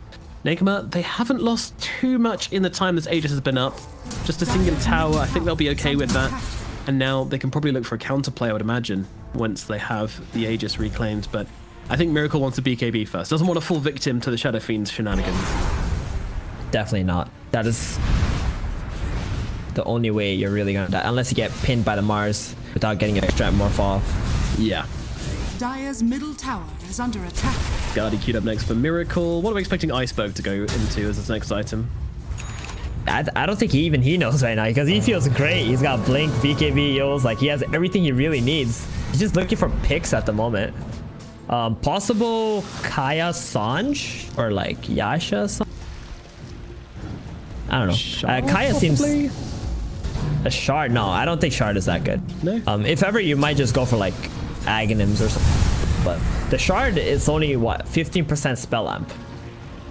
Doesn't really need that. True. True. That's not that important. It's all about just getting in, disrupting, and messing up with these fights as much as possible. Getting these raises stacked up. Dire's top tower Of the BKB, and the Fear is very important inside the arena as well. But it's a combo we haven't seen in a while. But that's just because Nigma's been avoiding fights. They've just been moving around the map, not really looking for engagements. But in comes Iceberg onto the Morphling, but he managed to get the strength morph off in time. But it doesn't matter. Whoa, He still died. obliterates him anyway. Oh no, he is gone. Wow. Dude, that was Goodness damn me. aggressive. Radiant's bottom General tower is Iceberg under just attack. bossed right in there. He had no fear of anything with that BKB. Oh, Like a wow. homing missile just obliterates the poor guy. He got the strength morph off as well. He didn't deserve that. He pressed the button in time, but the button was not enough. Now with 20 seconds left in this 2300 morph thing. Yeah, that's insane. TP's bottom with the Arcane Rune. Now he can TP back top. He also has Requiem up in 30 seconds. And he goes again, looking for another target. Sees GH, no BKB. He's getting beaten down pretty badly. Gonna have to throw down the arena. Supernova coming in as well. Iceberg being kept alive. The Essence Ring keeping him in this fight. Now the BKB is off cooldown. They've lost Kuro and Wii to the Supernova and arena combination. And now they're battering away at the tier 3 tower. Navi beaten down on Nigma's base. The buyback's coming out en masse by Nigma. And now the smoke out from Navi to try and get the whole team away. They don't want to leave any soldier behind here. They want to get themselves out cleanly. And this is a big, big strike into the heart of Nigma. They're going to struggle to come back from this one. They are. That is how you build a gold lead. Make the plays, get the kills, force them to buy back, control the map once again, farm everything out. Nature's Prophet was able to push up bottom, buy a little bit more time. But, dude, that was so close from Iceberg to just dying there. He went in without his BKB up. Almost finished him off. Just sliver of HP before Chen managed to get some heals. Yeah. It's very, very close. I was worried for him. Chen heals along with the Essence Ring. It was just nothing. Oh, they found Wii. Uh-oh. This isn't a hero who could die right now, but I don't think he's got a choice. He will drop, and that's an Invoker dead once again. And he is firmly below Roger in the net worth count now as well. Chen is an absolute boss. This is why you ban Chen versus Navi, but they decide to ban the Doom this time. Maybe they might be regretting that. Getting caught out.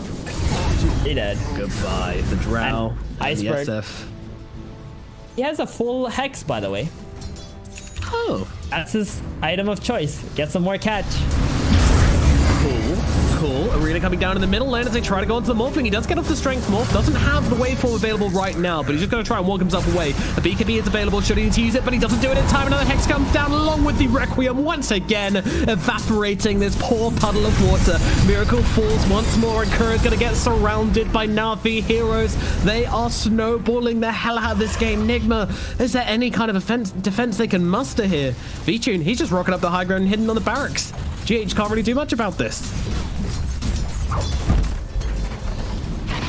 Goodness me. Goodness me.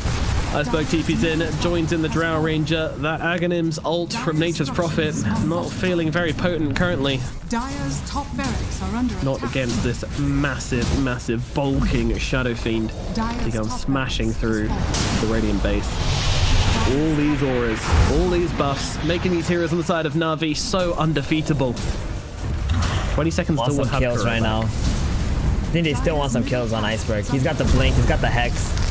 There it is. Yeah, but that's oh my goodness. She's got smashed. Poor little Crystal Maiden. A maiden no longer. As they start smashing away at the mill barracks now as well. There is no tier 2 at bottom. This could be Megas for Navi. 45 seconds till GH is back in the game. Oh no. Is there anything they can do? Well, I think we're about to find out. Is there anything they can do? Iceberg could just roll forwards, get another Hex off onto Wii. Miracle's going to try and jump in, pop the BKB, but it's not going to be enough to save the Invoker. He's gone for the count. Out of the engagement. Kuro's going to fall as well. Miracle with the BKB can't do anything into the Supernova. They'll turn around. They'll deal with mind control easily, and that is going to be it. GG called by Nigma. Navi will be heading to the grand finals to face off versus OG, and they do it on the backs of a spectacular Shadow Fiend performance from this from Navi. They absolutely smashed them. They did. I mean, at the pre-game draft, you were asking like who's favored. There was two options, right? Nigma, either with this last pick, Nature's Prophet, they have to shut down the Shadow Fiend, get 1 or 2 kills onto him, let we be the one who's snowballing, or Navi's gonna take like a 20-minute.